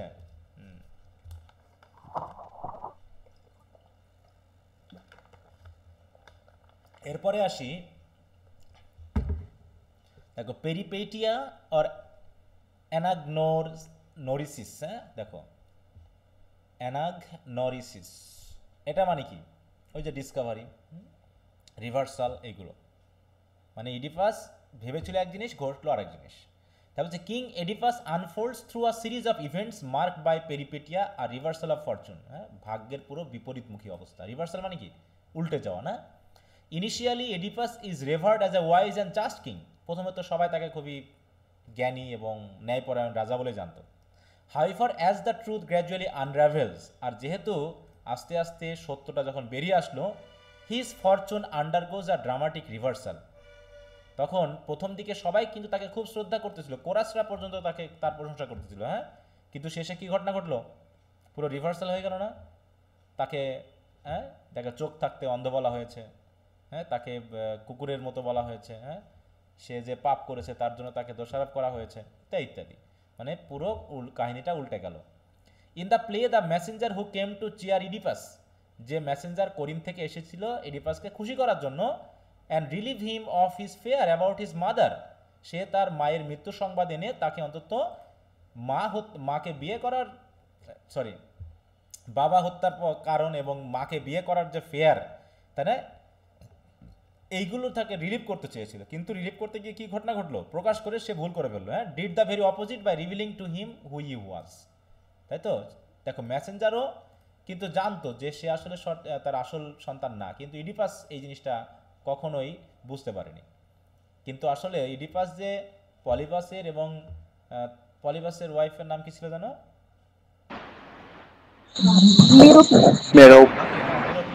এই দুজনের সন্তান সেই ইডিপাস জানতো না, কিন্তু মেসেঞ্জার তো জানতো, তাই না? তাই সে এসে বললো যে আপনি এদের সন্তান না, এতে আপনার মন খারাপ করার কি আছে? হ্যাঁ, এ যেহেতু আপনার মা না, অতএব তাহলে তো আপনার এর সাথে বিয়ে হওয়ার কোনো কথাই আসে না, অতএব আপনি খুশি থাকেন। এই কথা বলার সাথে সাথে সে তো বুঝে গেল যে না, তাহলে যদি এরা যদি আসল বাবা না হয়, তাহলে যা ঘটার তা ঘটে গেছে। হ্যাঁ, Besides, the play also features দেখো anagnorisis or the moment of recognition or discovery. শেষের দিকে তো রিকগনিশন বা ডিসকভারি হয়ে গেল, সে জানতে পারলো যে দেখো Oedipus realization of his true identity and the consequences of his action become the fulcrum upon which the tragedy pivots. তাহলে তার এই ডিসকভারি বা ট্রু আইডেন্টিটির উপরেই পুরো ট্র্যাজেডিটা কী করছে, পিভোটস করা মানে কি, ঘুরতে থাকা, সেন্টার অ্যারাউন্ড। হ্যাঁ, this discovery in combination with the above mention reversal carries with it the pity and fear by bringing suffering and calamity of Oedipus. দেখো ওই যে আমাদের সংজ্ঞার ভিতরে আছে না, যে সেখানে কি হবে, পিটি এবং ফেয়ার ক্রিয়েট করবে, যেটার মাধ্যম দিয়ে এডিপাসের ক্যালামিটি এবং সাফারিং সম্পর্কে আমাদের একই সাথে তার প্রতি করুণাবোধ এবং একই সাথে আমাদের জন্য ভয় সেগুলো সৃষ্টি করবে। সেটা ঘটেছিল কখন? Because এডিপাস blinded himself and left thieves with unbearable pain and অ্যাগনি। কারণ এডিপাস নিজেকে অন্ধ করলো এবং দুঃখে কষ্টে সে থিভস ছেড়ে চলে গেল। তাহলে এটা নিশ্চয়ই রিভার্সাল এবং অ্যানাগনোরিসিসের উদাহরণ। তার মানে এগুলো যেহেতু এর ভিতরে আছে, তাহলে অবশ্যই এটা একটা ক্লাসিক্যাল ট্র্যাজেডি। দেখো আমরা যদি একটু দেখি, আমরা পাবো এখানে, দেখো ট্র্যাজেডির এলিমেন্টগুলো তো আছেই, হ্যাঁ, প্লট, স্পেকটাকুলারিটি, এগুলো এখন বুঝবা না হয়তো, কিন্তু দেখো আমরা যদি একটু স্কোপ অফ দ্য প্লট, ঠিক আছে, শুনতে ছিল unity of the plot, poetic truth, historical truth, এই দেখো simple plot and complex plot, হ্যাঁ, আর ট্র্যাজেডির জন্য কমপ্লেক্স প্লট। এই যে এখানে দেখো রিভার্সাল, ডিসকভারি অ্যান্ড ক্যালামিটি। দেখো রিভার্সাল মানে হচ্ছে পেরিপেটিয়া, আর অ্যানাগনোরিসিস মানে হচ্ছে ডিসকভারি, অ্যান্ড ক্যালামিটি মানে হচ্ছে শেষের যে রক্তক্ষয়, হত্যা, ধ্বংস, তাই তো, ড্যামেজ, এগুলোকে ক্যালামিটি, মানে এই তিনটা জিনিস ট্র্যাজেডির ভিতরে থাকতে হবে। তাহলে এই তিনটা বৈশিষ্ট্য কি আছে না আমাদের ট্র্যাজেডিতে? দেখো শেষে হচ্ছে কি ক্যাথারসিস, এবং ক্যাথারসিস আছে কিনা, পিটি এবং ফেয়ার জাগরণ করার মাধ্যমে আমাদের ভিতরে ইমোশনগুলোকে নতুন করে সৃষ্টি করা, নতুন করে জাগিয়ে তোলার কাজ এখানে আছে কিনা। হ্যাঁ, বলছে Aristotle posited that tragedy should evoke feelings of pity and fear, purging the audience of these emotions through catharsis. King Oedipus achieved this by inviting the audience to experience profound pity for Oedipus' tragic, দেখো প্রেডিকামেন্ট, তাহলে পিটিটা হচ্ছে কার জন্য? ট্র্যাজেডির জন্য, মানে ইডিপাসের tragic প্রেডিকামেন্ট বা দুর্দশার জন্য, দুঃখদায়ক ঘটনার জন্য। অন্যদিকে fare for the inevitable consequence of his actions, এবং মানুষ যে তার অ্যাকশনের কনসিকুয়েন্স নিজেই ভোগ করবে, এর জন্য দর্শকরা কি হলো, ভয় পেয়ে গেল। তাহলে এই দুটা কিন্তু ভিতরে এসেছে। The suffering of এডিপাস exceed his crime. তাহলে আচ্ছা, এই যে এডিপাস যে ক্রাইম করলো, এটা কি সে ইন্টেনশনালি করেছে? বলো, সে কি ইচ্ছা করে করেনি, তাই না? হ্যাঁ, কিন্তু তার ক্রাইমের থেকে তার সাফারিংটা একটু এক্সিড, মানে বেশি হয়ে গেল। হ্যাঁ, সে অন্ধ হয়ে গেল, সে তার বাবাকে হত্যা করলো, মা মানে আত্মহত্যা করলো, সন্তানদের সাথে থেকে ছাড়া হয়ে গেল, অর্থাৎ বড় ধরনের একটা তাকে সাফারিংয়ের মধ্যে দিয়ে যেতে হয়েছে। And the audience feel pity to see his misery, এবং ইডিপাসের এই মিজারি অবস্থা দেখে অডিয়েন্সরা খুবই পিটি ফিল করেছে। And fear that what happens to Oedipus may happen to them. দেখো ইডিপাসে যা ঘটেছে সেগুলো আমাদেরও ঘটতে পারে, এই বলে একটা ফেয়ার জাগরিত করেছে। The story of Oedipus make them realize the uncertainty of human happiness, হ্যাঁ, অ্যান্ড ফরচুন। এই গল্পের মাধ্যম দিয়ে আমরা এটুকুই বুঝতে পেরেছি কি, যে আসলে মানুষের জীবনে হ্যাপিনেস বা ফরচুনের কোনো নিশ্চয়তা নেই। হ্যাঁ, আজকে সুখী আছি মানে কালকে নাও থাকতে পারি। Thus the emotional catharsis, a purging of this intense emotions reinforces the emotional impact of the tragedy. তাহলে ট্র্যাজেডির যে ইমোশনাল ইম্প্যাক্ট, এটাকে রিইনফোর্স করেছে, নতুন করে জাগিয়ে দিয়েছে আমাদের ফিলিংগুলোকে। নাটকটা দেখার সময় ওটা কি করছে, ক্রিয়েট করেছে এবং আরও বেশি স্ট্রং করেছে। এরপর হচ্ছে ফেট। দেখো কতগুলো এলিমেন্ট রয়েছে। Central to classical tragedy is the theme of fate and the inexorable nature of destiny, মানে ভাগ্য যে আমাদের সাথে ওতপ্রোতভাবে জড়িত, এই ব্যাপারটাকে ক্লাসিক্যাল ট্র্যাজেডিতে দেখানো হয়েছে। আরও যে সকল ক্লাসিক্যাল ট্র্যাজেডি আছে সেগুলোকেও কিন্তু দেখানো হয়েছে। After Oedipus birth it was prophesize that he would kill his father and marry his mother, so his parent tried to kill him but failed. Even Oedipus himself tried to try his best to avoid the prophecy, but he also failed. হ্যাঁ, তার মানে কি, ফেট determine. হ্যাঁ, thus Oedipus relentless pursuit of truth and attempts to escape his fate only serves to fulfill his prophecy. অতএব সে যত বেশি রিলেন্টলেসলি search করতে চেয়েছে, তত সে যেন প্রফেসির দিকে এগিয়ে গেছে এবং শেষ পর্যন্ত ফুলফিল করে ফেলেছে। The play therefore underscores the tension between free will and predestined fate. আসলে কি আমরা ফ্রি উইল, আমরা কি ফ্রিলি চলতে পারি? আমরা যা খুশি আমাদের তাই করতে পারি? হ্যাঁ, আসলে আমরা যা করি তাই একটা শখের ভিতরেই, হ্যাঁ ওই একটা শখের ভিতরেই। আর এই থিমটা দেখো, a theme that resonates across time and culture, যে থিমটা আমরা মোটামুটি দেশ, সময়, কালচারের মানে কি বলবো বিভিন্ন কালচারের মধ্যেও দেখেছি। এটা শুধু যে ওই গ্রিক কালচারে ছিল তা না, এখনও বর্তমানেও আমরা কিন্তু এটাই ভাবি যে ভাগ্য আমাদের একটা না একটা আছে, যে ভাগ্য অনুসারে আমাদেরকে চলতে হবে, এইভাবে মোটামুটি। এরপর হচ্ছে কি কোরাস, শেষে কি আছে? কোরাস আছে, অবশ্যই এটা কোরাসও কি একটা এলিমেন্ট। বলছে in adherence to classical tradition king Oedipus features a chorus that serves as a moral and narrative guide, হ্যাঁ যেখানে মোরাল এবং ন্যারেটিভ গাইড হিসেবে কাজ করেছে।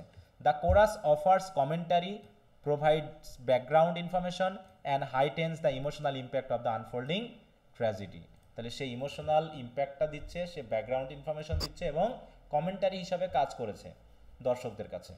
Their role aligns with Aristotle's visions of the chorus as an integral part of classical tragedy।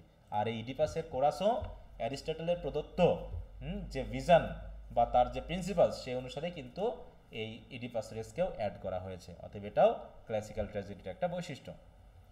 অতএব সুতরাং আমরা বলতে পারি কি overall King Oedipus remains an enduring example of classical tragedy meticulously adhering to Aristotelian principles, মানে খুবই সূক্ষ্মভাবে Aristotelian principles বা নীতির সাথে এটা যুক্ত বা ইনভলভড, এই কারণে তাকে ক্লাসিক্যাল ট্র্যাজেডি বলা যায়।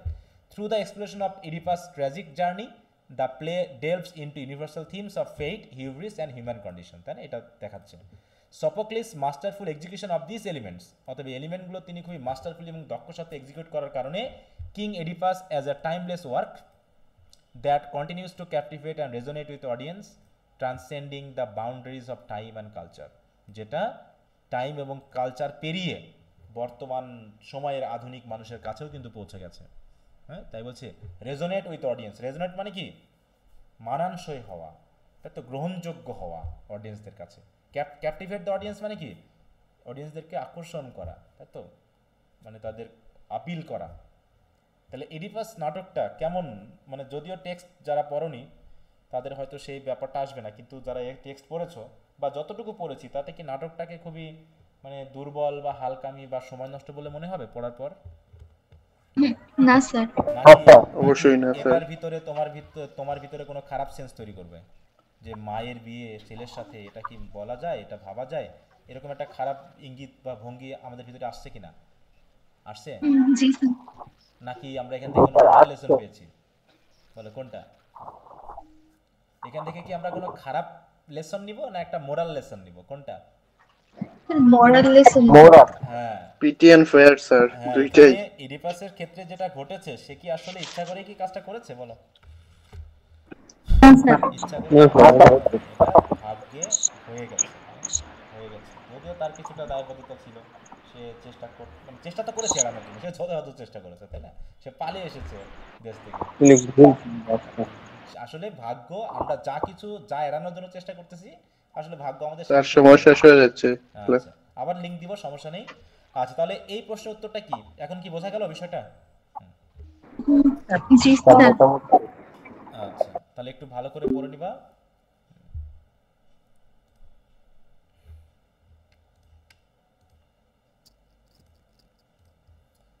আচ্ছা, তো তাহলে যেটুকু পড়াই দিলাম এর ভিতরে আর কারো কোনো সমস্যা আছে? Do you have any problem?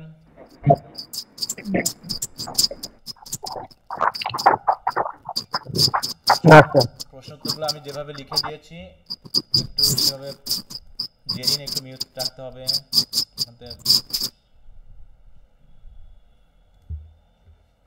আচ্ছা, এরপর হচ্ছে নেক্সট হচ্ছে কোরাস নিয়ে কারো প্রবলেম আছে? কোরাসের ব্যাপারটা, এখানে কোটেশনের ব্যাপারগুলো একটু খেয়াল করবা। হ্যাঁ, যেহেতু টেক্সট পড়োনি তাহলে কোটেশনগুলো কোথা থেকে নিয়ে আসা হলো এইগুলো একটু জায়গা মতো দেখে নিবা তোমাদের বইটা থেকে, যেখানে কোথা থেকে আনা হয়েছে, এর আগের পিসের কাহিনীটা কী ছিল, তাহলে বুঝতে সুবিধা হবে। এখানে যেহেতু কিছুটা টেক্সটের সাথে সরাসরি লিঙ্ক আছে, বুঝতে খুব একটা সমস্যা হওয়ার কথা না। এটা কি পড়াই দিতে হবে? বলো, role and function of chorus, এটা নিয়ে কোনো প্রবলেম আছে?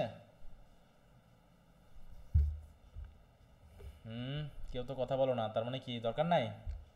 যেটুকু সময় আছে একটু পড়াই দেন, যেটুকু পারেন। স্যার পড়াই দিলে ভালো হয়। আচ্ছা, হ্যাঁ বলতে হবে, দ্রুত বলতে হবে, ঠিক আছে? যে কারণ সময়টা খুবই জরুরি। আচ্ছা, তো যাই হোক, তাহলে আমরা একটু দ্রুত পড়ি যে আসলে কোরাসের ফাংশনটা কি, হ্যাঁ, রোল বা ফাংশনটা কি। তাহলে কোরাস এটা একটা এলিমেন্ট, 6টা এলিমেন্ট রয়েছে ট্র্যাজেডির, তার ভিতরে এটা হচ্ছে একটা।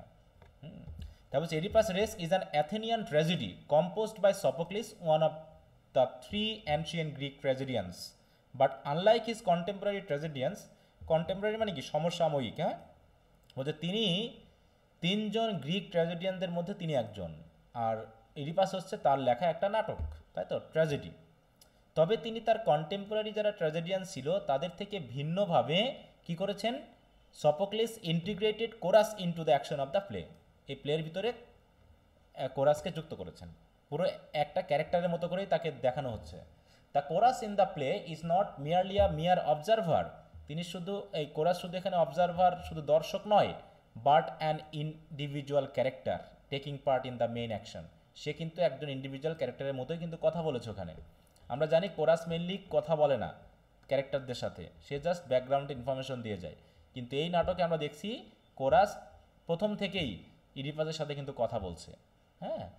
অতএব দে ইনভোকেট টু দ্য গডস, প্রথমে তারা আসার পর গডদের কাছে একটা প্রার্থনা করে, মোরালাইজ অন অ্যান অ্যাকশন, এবং যদি অ্যাকশনের দ্বারা কোনো মোরালিটি প্রচার করা লাগে তারা সেটা প্রচার করে, যেমন এডিপাস রেস্কের শেষের দিকে যে মোরাল লেসনটা দেওয়া হয়েছে সেটা কিন্তু কোরাসই দিয়েছে। And predict the future action, এবং তারা ফিউচারে কি ঘটতে পারে সেটাও তারা প্রেডিক্ট করে। তাহলে তারা কি করে, গডের কাছে প্রার্থনা করে, তারপর হচ্ছে মোরালাইজ অন অ্যানি অ্যাকশন, কোনো অ্যাকশনের মোরালিটি থাকলে সেটাকে তারা রিপ্রেজেন্ট করে, এবং ভবিষ্যতে কি ঘটতে পারে সেগুলো সম্পর্কে প্রেডিক্ট করে কাহিনীর সাথে মিল রেখে। They also take part in the dialogue and meditate in different situation in the play, তারা ডায়ালগে তারা অংশগ্রহণ করে এবং নাটকের মধ্যে যে ডিফারেন্ট সিচুয়েশন থাকে এর ভিতরে তারা হস্তক্ষেপও করে।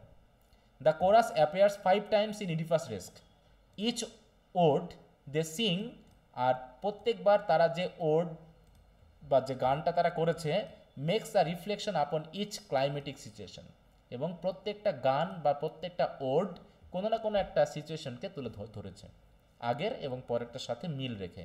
তার মানে they have played a very important role, played a very important role. তাহলে আমরা দেখি, বলছে Aristotle in his Poetics says that a tragedy is divided into some sections. এখন ওই জায়গায় আসতে হচ্ছে, এটা কিন্তু আমরা পড়েছিলাম তাই না? দেখো ভিডিওতে কিন্তু তোমরা হয়তো বা দেখবা যে কিছু সেকশনে ভাগ করা হয়েছে, which are prologue, episode, exodus, sorry exode and choral song. তাহলে কোরাল সং মানে কোরাস, তাহলে এখানে বিশেষ এলিমেন্টের মধ্যে কিন্তু কোরাল সং একটি। And this choral song is sung by a group of 12 or 15 actors who describe and comment upon the main action of the play with song, dance and recitation, যারা কি করে এই অ্যাকশন সম্পর্কে comment করে বা অ্যাকশনকে describe করে কি দিয়ে, সঙের মাধ্যমে, ডান্সের মাধ্যমে বা রিসাইটেশনের মাধ্যমে। This group of actors is term as chorus, আর এদেরকে কোরাস বলা হয় in ancient Greek dramas, and it has been an integral part of Greek tragedy, আর এটা গ্রিক ট্র্যাজেডির একটা অংশ হয়ে দাঁড়িয়েছে। The chorus plays vital and multiple roles in fulfilling a number of functions of a commentator by unfolding the past, commenting on the present and foreshadowing the future, এটা আগে বলা হয়েছে। Moreover there was no curtain system in Greek theatre, যেহেতু Greek, দেখো এখানে কি কোনো আমরা কি পার্ট পেয়েছি বলো তো, কোনো পার্ট আছে বা কোনো চ্যাপ্টার আছে এই নাটকের ক্ষেত্রে? না স্যার, কোনো চ্যাপ্টার বা পার্ট নেই কিন্তু, তাই না, বা সিন নেই, যেটা আমরা অ্যাজ ইউ লাইক ইটে পাবো, বা হচ্ছে আমরা অন্যান্য যে আর্মস অ্যান্ড দ্য ম্যান রয়েছে বা লায়ন অ্যান্ড দ্য জুয়েল রয়েছে সেখানে যে আমরা পার্ট পাবো, সেই পার্ট কিন্তু এই গ্রিক এই ট্র্যাজেডিতে নেই। যেহেতু নেই তাহলে তো আমাদেরকে ডিভিশনগুলো বোঝাতে পারতে হবে, তাই না, যে কার পরে কী ঘটনা আসছে। তাহলে এই একটা কাহিনী শেষ হওয়ার পর পরবর্তী কাহিনী শুরু হওয়ার আগে মাঝখানে কোরাল সং দিয়ে ওই জায়গাটাকে রিপ্রেজেন্ট করা হয়। So the choral songs are use to represent the passage of time and to mark the scenes, মানে সিনকে মার্ক করা যায় যে এরপর আর একটা সিন শুরু হলো। তাহলে এটা হচ্ছে importance of chorus, specially presented by Poetics, তাই তো, মানে ইন পোয়েটিক্স বাই অ্যারিস্টটল। এখন সেই ফাংশনগুলো আমরা দেখাবো। দেখো, in Oedipus the chorus appears on the stage after the prologue, প্রোলগের পরেই কিন্তু মানে কোরাস আসতেছে। With their entry the main action begins, আর কোরাসের মানে স্টেজে আসার মাধ্যম দিয়েই মেইন অ্যাকশনটা শুরু হয়। In its entry song, the chorus invokes the various gods and describes the misfortune which have befallen the city of Thebes. দেখো আমরা কিন্তু কোনো ক্যারেক্টারের মাধ্যমে জানিনি যে থিবস নগরীর কি সমস্যা, সেটা মেনলি এই কোরাসরাই কিন্তু বলেছে, তাই না? প্রলগ শেষ হওয়ার পর প্রলগটা মেনলি শুরু করেছে কে? এডিপাস। আর এডিপাস চলে যাওয়ার পর কোরাস মেনলি পুরো গল্পের ব্যাকগ্রাউন্ড ইতিহাসটাকে বর্ণনা করেছে। এবং the song goes like this, এইভাবে তাকে বর্ণনা করা হয়েছে যে beyond all telling the city reeks with the death in our streets, death bringing none weeps and her children dry. মানে এই এটুকু আমরা অ্যাড করলাম, হ্যাঁ, কোটেশন হিসাবে। এভাবে আমরা দেখালাম যে এরকম বলার মাধ্যমে তিনি মেনলি এই থিবস শহরের যে সিটিটার যে অবস্থা সেটাকে মেনলি তিনি তুলে ধরেছেন। Generally it is the function of the chorus to mark the stage of this action. হ্যাঁ, এই অ্যাকশনের স্টেজগুলোকে মার্ক করা হচ্ছে কোরাসদের ফাংশন। And to perform the suffering and perceiving part of the tragic rhythm. এবং দেখো, to perform the suffering and perceiving part of the tragic rhythm, মানে ট্র্যাজিক কাহিনীর মাধ্যমে, গল্পের মাধ্যমে যে সাফারিং বা হচ্ছে যে অনুভূতিগুলো বা ইমোশনগুলো সৃষ্টি হচ্ছে সেগুলো মেনলি কোরাসের মাধ্যম দিয়েই হয়। তাহলে এটা একটা গেল। তারপরে হচ্ছে the role of the chorus is as the upholder of religious piety and sanctity is noteworthy, যে তারা কিন্তু তৎকালীন সময়ে যে রিলিজিয়াস কোড এবং কন্ডাক্ট সেগুলোও কিন্তু এই কোরাসই তুলে ধরেছে। The chorus in its songs express a consistent reverence for the gods. প্রথম দিকে আমরা দেখলাম যে তারা গডের প্রতি কতটুকু অনুরাগী, কতটুকু শ্রদ্ধাশীল। হ্যাঁ, এক একজন গড বা গডেসের কথা স্মরণ করিয়ে দিচ্ছে আর তাদের সম্পর্কে বলতেছে যে তা কার কী ক্ষমতা। হ্যাঁ, and it expresses an unfailing faith in the oracle as has been said in the following lines. এবং ওরাকলে কি কোরাস বিশ্বাস করে না? ইডিপাস নাই বিশ্বাস করছে না। কোরাসটা কি এই যে ওরাকলের তারা নির্ধারিত যে মেসেজ সেটা কিন্তু তারা স্ট্রংলি কিক করেছে, ফলো করেছে, তাই না? এবং তারা বিশেষ করে এই কথা বলার মাধ্যমে প্রকাশ পেয়েছে। দেখো, who walks his own high handed way disdaining true righteousness and holy ornament, who falsely wins all sacred things profane, shall he escape his doomed pride punishment? বলছে কি, যে তার নিজের মতো করেই চলে, যে দেখো হু ফলসলি উইন, যে মিথ্যার সহিত জয় লাভ করে, অথবা স্যাক্রেড থিংস প্রফেনিং, যে পবিত্র জিনিসগুলোকে ধ্বংস করে, নষ্ট করে, সে কি তার প্রাইডের যে পানিশমেন্ট সেটা কি এড়াতে পারে? এই যে এই কথাটা বলার মাধ্যমে কি করছে, তারা একটা মোরাল কিন্তু তুলে ধরেছে এবং ধর্মীয় যে কোড এবং কন্ডাক্ট, রাইটিয়াসনেস এবং হলি অর্নামেন্ট এগুলো কিন্তু তুলে ধরেছে। It deplores and condemns the general decline in religion and praise to God to restore people's faith in the oracles. তারা চেষ্টা করেছে কী করার জন্য? জেনারেল ডিক্লাইন যেটা রিলিজিয়নে ঘটেছে, যে মানুষ আর রিলিজিয়ন মানে না, এই করে না, সেই করে না, বরং তারা কি করছে, গডের কাছে প্রার্থনা করছে যাতে অন্তত ওরাকলে মানুষের বিশ্বাসটাকে আবার ফিরিয়ে আনা যায়, অ্যান্ড ইন রিলিজিয়াস অবজারভেন্স, এবং মানুষ যেন রিলিজিয়ানটা ঠিকমতো অবজার্ভ করে। It advocates a strict adherence to laws framed by the gods. হ্যাঁ, এবং দেবতাদের দ্বারা নির্ধারিত নিয়ম যাতে আমরা মেনে চলি, স্ট্রিক্টলি যেন আমরা ফলো করি, সেটাকেও তারা সাপোর্ট করেছে। It draws a moral lesson from the various happening, বিভিন্ন ঘটনার মধ্য থেকে তারা মোরাল লেসন নিয়ে আসতেছে। হ্যাঁ, specially the lesson drawn from the scene of discovery, যেটা শেষের দিকে, হ্যাঁ, ডিসকভারি সিনের পরে হলো। And says that human happiness is short live, human happiness কি শর্ট লিভ, হ্যাঁ, বেশি দিন স্থায়ী হয় না, এই বলে তারা যে কথাটা বলছে। দেখো, all generation of mortal man add up to nothing. হ্যাঁ, এ পর্যন্ত কত মানুষ পৃথিবীতে ছিল, কিন্তু মর্টাল ম্যান আসলে কোনো কিছু নতুন করে কিছুই করতে পারে না। শো মি দ্য ম্যান, এমন কোনো মানুষ দেখাও দেখি, whose happiness was anything more than illusion followed by disillusion. বলছে কি, এরকম অসংখ্য মানুষ আছে না যারা হ্যাপিনেসটাকে যখন ভেবেছিল যে সে খুব হ্যাপি, কিন্তু এই হ্যাপিনেসটা ইলিউশন ছাড়া আর কিছুই না, একটা মোহ, যে মোহটা কেটে যাওয়ার পরেই সে হ্যাপিনেসটা ডিসইলিউশনে রূপান্তরিত হয়েছে, মোহভঙ্গ হয়েছে। ঠিক আছে, আচ্ছা একটু মিউট রাখবো আমরা। হ্যাঁ, একটু মিউট না রাখলে এই তোমাদের যে সাউন্ড হচ্ছে সাউন্ডটা কিন্তু উঠে যাবে, উঠে গেলে সমস্যা। আচ্ছা, এরপর বলছে in the drama the chorus also acts like a character and takes part in the dialogue. তারা কিন্তু ক্যারেক্টার হিসেবে কাজ করছে এবং ডায়ালগে অংশগ্রহণ করেছে। After Oedipus has proclaimed his purpose of tracing Laius murderer, যখন ইডিপাস ঘোষণা করেছে, হ্যাঁ, যে লায়াসের মার্ডারারকে খুঁজে পেতে হবে, and he uttered a curse upon the criminal, এবং সে যখন ওই ক্রিমিনালের উপরে একটা অভিশাপ বর্ষণ করলো, the chorus suggest that the prophet Tiresias should be consulted to find out the killer of Laius. দেখো ক্যারেক্টার হিসেবে তারা কিন্তু পরামর্শ দিচ্ছে ইডিপাসকে যে প্রফেট টাইরেসিয়াসই পারে একমাত্র বলতে যে আসলে লায়াসের কিলারকে।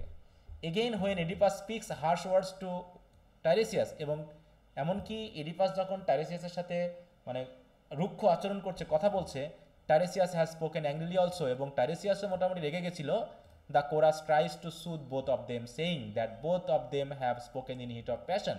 বরং কোরাস কি করতেছে, দুইজনকে শান্ত হতে বলতেছে যে আপনারা শান্ত হন, কারণ আপনারা রাগের বশে অনেক উচ্চ স্বরে কথা বলতেছেন। Afterwards when there are harsh words between Oedipus and Creon, এমনকি ক্রিয়ন এবং এডিপাসের মধ্যেও যখন মানে ঝগড়াঝাটি হচ্ছে, Oedipus is going to banish Creon, এবং যখন এডিপাস যখন ক্রিয়নকে ব্যানিশ করার চিন্তাভাবনা করতেছে, and giving him the sentence of death by calling him a traitor, এবং যখন সে ক্রিয়নকে ট্রেইটর বলে তাকে মৃত্যু শাস্তি দিচ্ছে, তখনও কোরাস কি করছে, the chorus manages to convince Oedipus not to banish or execute Creon. বরং এই কোরাসও কি করছে, এডিপাসকে কনভিন্স করছে যে না, ওকে ব্যানিশ করেন না, একে দেশ থেকে তাড়িয়ে দিয়েন না, বা একে হত্যা করেন না। তাহলে কি একটা ক্যারেক্টারের মতোই সে কিন্তু এডিপাসের সাথে কথা বলছে chorus. The chorus holds a dialogue with Oedipus commenting on the latest development, এমনকি কী কী ঘটনা ঘটছে, ভবিষ্যতে কী ঘটতে যাচ্ছে, এই বিষয়গুলো নিয়েও কিন্তু এডিপাসকে তারা বিভিন্ন ধরনের তথ্য দিয়েছে। Expressing its horror and grief at Oedipus self inflicted blindness, এমনকি তারা মানে এডিপাসের ব্লাইন্ড হওয়ার পরে, হ্যাঁ বলো, কেউ কিছু বলতেছ?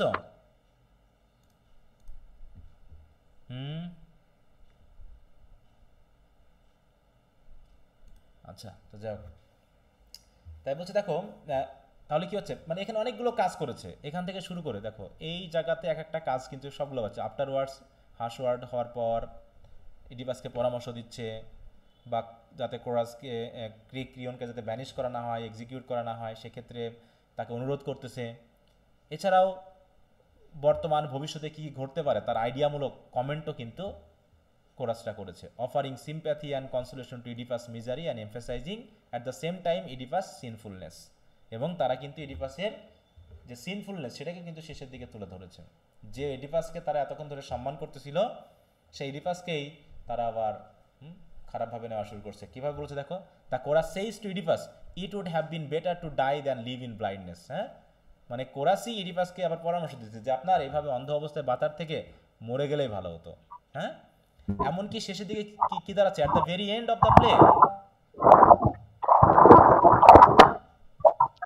তো মিউট রাখো ইমাম, মিউট রাখতে হবে, না তো তোমাদের দিকে সব সাউন্ড ভিডিওতে উঠে গেছে বা উঠে যাচ্ছে। হ্যাঁ, তোমাদেরই পরে বিরক্ত লাগবে। মিউট রাখতে হবে।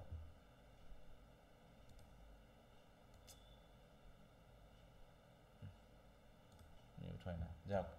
তাই বলছে at the very end of the play the chorus announces the moral saying, এমনকি দেখো ওই যে মোরালও তারা তুলে ধরছে কিভাবে, and none can be called happy until that day, মানে একজন মানুষকে ততক্ষণ পর্যন্ত হ্যাপি বলা যাবে না যতদিন না পর্যন্ত when he carries his happiness down to the grave in peace, যতদিন না পর্যন্ত সে তার হ্যাপিনেসটাকে অন্তত মৃত্যুর সাথে কবরে নিয়ে যাচ্ছে। মানে মৃত্যুর আগ পর্যন্ত কাউকে আমরা হ্যাপি বলতে পারবো না। যদি কেউ ব্যক্তি একদম মৃত্যুর আগ পর্যন্ত হ্যাপি থাকে এবং মৃত্যুর সময় পর্যন্ত, মৃত্যুর ঠিক সেকেন্ড আগে পর্যন্ত হ্যাপি ছিল, তাহলে সে হ্যাপি। তাহলে এইভাবে কী করেছে তারা, বিভিন্নভাবে কমেন্ট করেছে, নাটককে চালিয়ে নেওয়ার জন্য ব্যাকগ্রাউন্ড ইনফরমেশন দিয়েছে, রিলিজিয়াস কোড অফ কন্ডাক্টগুলোকে তুলে ধরেছে, তাই না, পরামর্শ দিচ্ছে ইডিপাসকে, তার মানে কি একটা ক্যারেক্টারের মতো কাজ করেছে। আরেকটা কি আছে দেখো, the chorus plays another important role of foreboding by foreshadowing the coming event, তারা কিন্তু পরে কি ঘটতে পারে সেগুলো সম্পর্কে কিন্তু ধারণা দিচ্ছে। হ্যাঁ, পূর্বাভাস করতেছে। ফরশ্যাডো মানে কি, পূর্বাভাস করা। This keeps the dramatic tension intact, আর তাদের এই কথাবার্তার মাধ্যম দিয়েই ড্রামাটিক যে একটা টেনশন, হ্যাঁ, দর্শকদের মধ্যে বিশেষ করে এরপর কী হতে পারে সেটা কিন্তু আরও বেশি জোরালো হচ্ছে। In one point of the drama এক ক্ষেত্রে when the queen Jocasta leave the stage in a state of deep passion, তাই তো এডিপাসের সাথে কথা বলতে বলতে যখন কুইন জোকাস্টা স্টেজ থেকে চলে গেল, হ্যাঁ, গভীর মানে কি বলবো আবেগ নিয়ে, দ্য কোরাস রাইটলি প্রেডিক্টস, তারা কোরাস কিন্তু প্রেডিক্ট করে ফেলছে that some vile catastrophe will emerge, যে একটা খারাপ কিছু ঘটতে যাচ্ছে, from what she is trying to suppress, যেটা সে সাপ্রেস করতে যাচ্ছে, তাই না, দমন করতে যাচ্ছে, এই জন্য সে পালিয়ে গেছে। ক্লাস করতে সমস্যা হচ্ছে, সরি বলো। Network problem.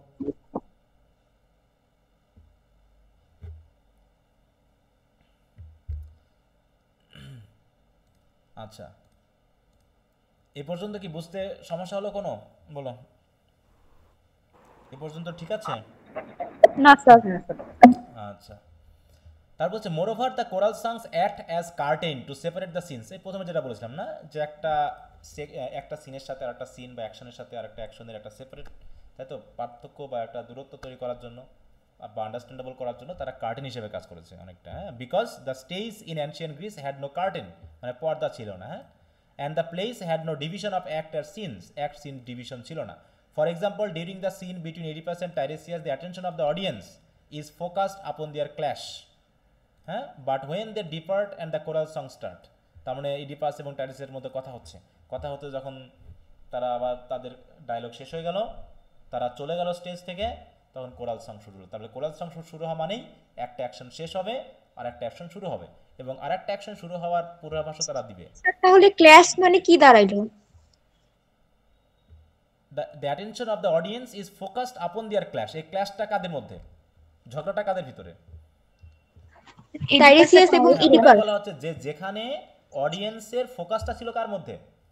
ইডিপাস এবং টাইরেসিয়াসের মধ্যে, নাকি? যে ঝগড়া হচ্ছে সেই ঝগড়ার ভিতরে তাদের ফোকাস, ঠিক ওই ফোকাস থেকে তাদেরকে যাতে বোঝানো যায় যে না, ওদের ঝগড়া শেষ, নতুন একটা শুরু হবে, তখনই কি কোরাল সং শুরু হলো। কারণ কি, মানুষ একটা অ্যাটেনশনে আছে, একটা মনোযোগে আছে না, তাহলে হঠাৎ করে যখন স্টেজে চলে গিয়ে আর একটা ব্যক্তি চলে আসবে, তখন তো তারা খেয়াল নাও করতে পারে, কারণ তাদের একটা টেনশন মাথায় কাজ করতেছে যে টাইরেসিয়াস এবং ইডিপাসের মধ্যে একটা ঝগড়া হয়েছে। তাহলে যখন অডিয়েন্সের অ্যাটেনশনটা রয়েছে ওই ইডিপাস এবং টাইরেসিয়াসের ঝগড়ার মধ্যে, ঠিক, এবং তারা যখন এই ক্ষেত্রে চলেও গেছে, তখন কোরাল সং শুরু হয়েছে। আর কোরাল সং শুরু হওয়া মানেই দর্শক আবার বুঝতে পেরেছে যে ওইটা আপাতত শেষ, তাই তো, আরেকটা নতুন অ্যাকশন শুরু হবে। তাহলে এখানে কি, যদি কোরাল সং না হতো তখন কি দাঁড়াতো বিষয়টা, যে তারা হয়তোবা একটা অ্যাকশন যে শেষ হয়ে গেছে তারা সেটা বুঝতো না, বরং মনে করতো যে পরের অ্যাকশনটা মনে এর সাথে রিলেটেড। এই জন্য তারপর হচ্ছে the focus suddenly widens and the audience feels. তাহলে দেখো কি হলো, ফোকাসটা হঠাৎ করে কেটে গেল এবং অডিয়েন্স বুঝতে পারলো যে as if it had been remove to distance, যে তাদেরকে যেন ওই কাহিনী থেকে দূরে সরিয়ে নেওয়া হলো। And they become aware of the interested city around the bride arena. তার মানে কি, তারা এতক্ষণ ধরে ফোকাস ছিল ঝগড়ার মধ্যে, তারপরে কোরাল সং যখন শুরু হলো তখন তারা আবার মুক্তি পেল সেই টেনশন থেকে, বার হয়ে এসে আবার একটু গা ঝাড়া দিয়ে আবার নতুন অ্যাকশনের জন্য রেডি হবে, যে কি হচ্ছে, ঠিক আছে না, এরকম ব্যাপারটা। যেমন কোনো চ্যাপ্টার শেষ হলে মনে হয় না যে কোনো একটা বইয়ের চ্যাপ্টার হলে বোরিং লাগে না? আমরা যখন ছোটবেলায় পড়েছি, যদি কোনো একটা চ্যাপ্টার খুব বড় হয়েছে খুব বোরিং লাগে, আর কোনো যদি চ্যাপ্টার ছোট হয় তখন কেমন লাগে আমাদের, বলো? খুব মজা লাগে না? তখন ভালো লাগে। হ্যাঁ, ভালো লাগে। তো এরকম ভাবে যদি কোনো চ্যাপ্টারই না থাকতো, বইয়ে যদি একদম শুরু থেকে কোনো চ্যাপ্টার না থাকতো, তাহলে ভালো লাগতো না, আরে কখন শেষ হবে, কি হবে, একটা বোরিংনেস একটা কাজ করতো, হ্যাঁ। এইভাবে বলা হয়েছে। তাহলে এখানে আমরা বিভিন্ন রকমের কাজ দেখলাম, যে তারা সিন বা অ্যাকশনের মধ্যে সেপারেট করার জন্য কাজ করেছে, তারা ভবিষ্যতের পূর্বাভাস দিতে কাজ করছে, তারা ক্যারেক্টার হিসাবে ডায়লগে অংশগ্রহণ করতেছে, হ্যাঁ। তারপর হচ্ছে তারা বিভিন্ন রিলিজিয়াস কোড এবং কন্ডাক্টকে তুলে ধরেছে। তারপর হচ্ছে কি, দেখো, কোরাস অ্যাপিয়ার্স এবং কোরাস এসে কী করছে, পূর্ববর্তী বিষয়গুলো সম্পর্কে আমাদেরকে জানিয়ে দিচ্ছে। এইভাবে বেশ কিছু বিষয় মিলিয়েছে, মানে 4-5টা কিন্তু ফাংশন আমরা এখানে দিতে পারতেছি। সুতরাং from the above discussion it can be easily understood why Aristotle সেইজ that Sophocles chorus is a character. কেন এই কথাটা বলেছেন, একটা কোটেশন কিন্তু অ্যাড করা হয়েছে, that takes an important role in the play instead of merely making incidental music between the scene as in the play of Euripides. তাহলে ইউরিপিডিসের প্লেতে কী করা হয়েছে, কোরাসটা শুধু গানের মাধ্যমে, ইনসিডেন্টাল মিউজিকের মাধ্যমে তারা একটা সিনের সাথে আর একটা সিনের একটা পার্থক্য তৈরি করেছে। কিন্তু ইউরিপিডিসের কোরাসরা তারা অ্যাকশনে অংশগ্রহণ করেনি, কিন্তু সফোক্লিসের কোরাসরা কি অ্যাকশনে অংশগ্রহণ করছে, এই কারণে তারা একটা ক্যারেক্টার হিসাবে কাজ করেছে। এই জন্য সফোক্লিসের এই ইডিপাসকে অ্যারিস্টটল একটা পারফেক্ট ট্র্যাজেডি হিসাবে মনে করে। In fact the masters of Greek drama use chorus for the creation of atmosphere of contrast. দেখো, কি creation of atmosphere, of contrast, of escape and of relief, হ্যাঁ, যেন একটার পর একটা ঘটনা এসে যেন মানুষকে একদম বিরক্ত করে না ফেলে, একটু যাতে মানুষ স্বস্তি পেতে পারে, অথবা একটা সিনের মধ্যে আরেকটা সিনের পার্থক্য তৈরি করতে পারে, অথবা কোনো ব্যাকগ্রাউন্ড ইনফরমেশন ডায়ালগে বললে পারে বোরিং লাগতে পারে। তাই কোরাস ব্যাকগ্রাউন্ড ইনফরমেশন বলে নিচ্ছে, তারপরে অ্যাকশন শুরু হচ্ছে, তখন ওই একটা লিঙ্ক পেয়ে যাচ্ছে অডিয়েন্সরা যে না কেন এই ডায়লগটা হচ্ছে, কেন এই কথাগুলো ক্যারেক্টাররা বলছে। ইট provides the dramatist with a mouth piece and the Spectator with a counter part of himself. মানে একই সাথে ইডিপাস স্পেকটেটর এবং মাউথ পিস দুইটাই, কারণ কি সে দেখতেছে কাহিনীগুলো কি ঘটে, ইডিপাসের বিষয়গুলো দেখার পর তারপর তারা আবার কমেন্ট করতেছে। তাই বলছে Oedipus race illustrate this in an abundant measure, মানে কি খুবই জটিল এবং খুবই মানে কি উন্নতভাবে বা খুব প্রাচুর্যপূর্ণভাবে এই কোরাসকে ইডিপাস রেস কিন্তু ইলাস্ট্রেট করছে বা তুলে ধরছে। তো এইভাবে বিষয়গুলোকে তোমাদের একটু দেখাতে হবে। ওকে, তাহলে আশা করি বুঝতে পেরেছো। 3 নম্বর কোশ্চেনটা খুব একটা জটিল হবে না, কারণ এটা কাহিনীর সাথে রিলেটেড। এটা কি ট্র্যাজেডি অফ ফেট নাকি tragedy of character? Tragedy of fate মানে কি শুধু কি কাহিনীটা ইডিপাসের ভাগ্যের জন্য ঘটেছে, নাকি তারও কিছু অ্যাকশন এর জন্য দায়ী? বলো। তারও কিছু তাই প্রশ্ন হতে পারে যে এটা কি ট্র্যাজেডি অফ ফেট, তার যে ট্র্যাজেডিটা ঘটেছে এটা কি শুধু ভাগ্যের জন্য ঘটেছে, নাকি আর ট্র্যাজেডি অফ ক্যারেক্টার, নাকি দুটার মিল আছে? মানে দুটা মিলেই তো হয়েছে নাকি, শুধু একটা দিয়ে হয়। তাই বলছে প্রথমে আমরা প্রমাণ করলাম যে ট্র্যাজেডি অফ ফেট, তারপরে আমরা প্রমাণ করব ট্র্যাজেডি অফ ক্যারেক্টার, তারপরে শেষে গিয়ে বলবো কি আর ডুয়াল ট্র্যাজেডি, মানে the interplay of fate and character, মানে দুটারই অংশগ্রহণ এখানে আছে। এইভাবে আমাদের কনক্লুশন দিতে হবে। মানে একটা স্ট্রাকচার থাকতে হবে তোমার কোশ্চেনের, ঠিক আছে? তাহলে মোটামুটি স্যাররাও তোমার কোশ্চেন পড়ে বুঝবে, কোশ্চেন আনসার পড়ে বুঝবে এবং ভালো একটা মার্ক তুমি পাবা। এই জন্য এই ব্যাপারগুলো খেয়াল করতে পারো। অবশ্যই কমন সোর্স থেকে ইজি কোনো কোশ্চেন নিয়ে এসে তুমি লিখলে তুমি কোশ্চেন কমন পাবা, লিখেও আসবা, কিন্তু ভালো মার্ক পাবা না। এসে বলবো স্যার আমি তো লিখে আসছি, হ্যাঁ আমি তো লিখে আসছি, কেন আমি পাইলাম না, আমি তো হুবহু কমন পেয়েছি। এখন তুমি কমন কোনো গাইড থেকে হয়তো আনসার নিয়ে একটা আবল তাবল লিখে আসছো, কোটেশন নাই, যেখানে কোনো ইন্ট্রোডাকশন নাই, সেখানে কোনো কনক্লুশন নাই, কোনো পয়েন্ট ওয়াইজ আলোচনা নাই, তাহলে কি ভালো মার্ক পাওয়া যাবে বলো? তুমি তো এসে মোটামুটি গদে গদে হয়ে যাবে যে আমি কমন পেয়েছিলাম, লিখে আসছি, কিন্তু কেন স্যাররা মার্ক দিল না? নিশ্চয়ই স্যাররা না মার্ক মানে না দেখে নাম্বার দিয়েছে, হ্যাঁ? কিন্তু তুমি কি আসলে কম্পেয়ার করে দেখেছো, বা তুমি কি কখনো মনে করেছো যে তুমি যে আনসারটা দিতে যাচ্ছ সেটা কতটুকু স্ট্যান্ডার্ড, কতটুকু তোমাকে সাপোর্ট করবে তোমার ভালো মার্ক পাওয়ার জন্য?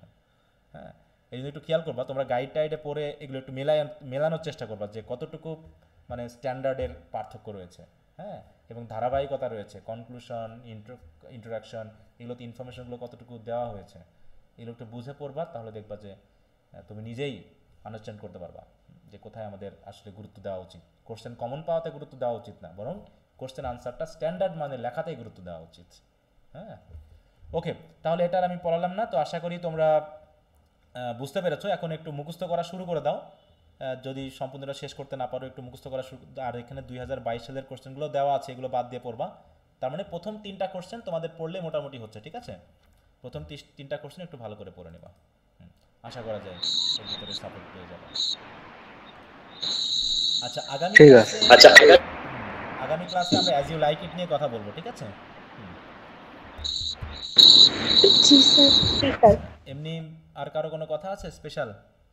একটু প্রথম পড়তে একটু কষ্ট লাগবে, একটু চাপ যেহেতু অনেক কিছু, হ্যাঁ, এই জন্য একটু কষ্ট লাগবে, কিন্তু দয়া করে কষ্টটা মেনটেন করে পড়তে থাকো, দেখো একসময় ইজি হয়ে যাবে।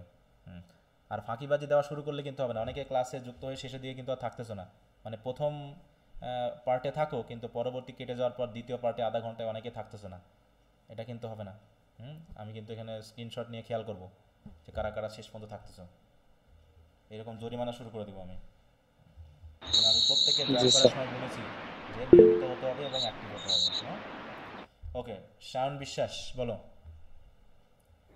স্যার আমাদের বড় প্রশ্ন ভালো, সরি আসতে, হ্যাঁ শায়ন বলো, একজন করে বলো। হ্যাঁ স্যার বলছি বড় প্রশ্ন কয় পেজ লিখলে ভালো হয়, অথবা শর্ট প্রশ্ন কত পেজ লিখবো আমরা? আমি তো উত্তর দিয়েই দিয়েছি, এখন তোমার হাতে যে কয় পেজ হয়, আবার তুমি একই প্রশ্ন করতেছো আমাকে। আমি তো উত্তর দিয়েই দিয়েছি, এখন এই প্রশ্নের উত্তর কারো 3 পেজও হতে পারে, কারো 10 পেজও হতে পারে কিনা?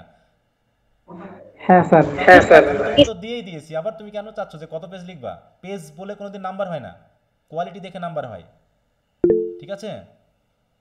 Okay sir. আমি তো প্রশ্ন উত্তর লিখে দিয়েছি, এখন তুমি তোমার এটা তোমার খাতায় লেখো, দিয়ে যে কয় পেজ হবে তোমাকে সেই পেজ লিখতে হবে।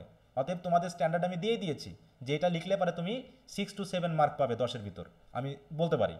এখন এটা কত পেজ হয় যার যার হাতের লেখা অনুযায়ী, কারো হাতের লেখা খুব মোটা ফাঁকা ফাঁকা, আবার কারো হাতের লেখা খুবই ছোট ছোট, কারো 5 পেজও হতে পারে, কারো 10 পেজও হতে পারে।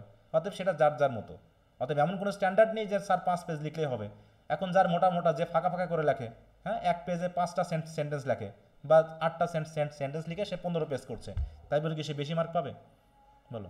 অনেকে খাতা নেয় না নতুন, বাড়তি কোনো লুজ নেয় না, কিন্তু সে ভালো মার্ক পায়। আর অনেকে লুজের চোটে কেজি দরের ওজন হয়ে যায় খাতার, কিন্তু নাম্বার পায় না, কারণ এত বোকা মনে করে স্যারদেরকে, হ্যাঁ, যে মনে হয় ফাঁকা ফাঁকা করে বড় করে লিখলে মনে মার্ক পাওয়া যাবে। তাহলে সবাই তো ভালো রেজাল্ট করতো না? কিন্তু অধিকাংশই তো ফেল করে, অধিকাংশই খারাপ রেজাল্ট করে এই ধরনের ভুল ধারণার জন্য, যে স্যাররা নাকি খাতা দেখে না। তোমরাই বোঝো না যে আসলে কি করা লাগে। হ্যাঁ, আচ্ছা, হ্যাঁ, পুতুল খান কিছু বলতে চাচ্ছ? স্যার ফার্স্টে 3টা কোশ্চেন পড়লে কি আমাদের মোটামুটি হচ্ছে কি আইডিয়া মানে নেওয়া যায়? এখানে ড্রামা সম্পর্কে তো আইডিয়া তোমার কোশ্চেন আনসার দিবে না, জি টেক্সটগুলো পড়তে হবে। তবে কোশ্চেন কি কি ধরনের হবে এবারের জন্য মোটামুটি এই 3টা পড়লে হয়ে যাবে। স্যার আরেকটা কথা, আমার মাঝে একটু নেট প্রবলেম ছিল, এজন্য আমি ক্লাসটা পুরোটা মানে মাঝেও আমি কন্টিনিউ করতে পারিনি। আমার যদি একটু রেকর্ডিং আছে, তুমি মিনিটটা খেয়াল রাখবা যে এই মিনিটের সময় আমি আউট হয়ে গেছিলাম, তাহলে আমি এখান থেকে ওকে স্যার, কারণ ওকে স্যার, ভিডিওতে তো টাইম থাকছে, ঠিক আছে? অতএব তুমি ওইখানে গেলেই পেয়ে যাবে, অতএব টেনশন করার কোনো কারণ নেই, কারণ রেকর্ডিং রাখা হচ্ছে। আর রেকর্ডিংটা okay sir, thank you sir. আচ্ছা, তো ঠিক আছে, সবাইকে ধন্যবাদ। আগামী ক্লাসে আমরা অ্যাজ ইউ লাইক ইট করবো, আর এদিকে তোমরা এই প্রশ্নগুলো পড়তে থাকো। আর যদি কোনো সমস্যা থাকে তোমরা অবশ্যই যে কোনো ক্লাসের সময় জিজ্ঞাসা করবে, আমি বলে দিব। হ্যাঁ, আচ্ছা, তো ঠিক আছে, ঠিক আছে সবাইকে।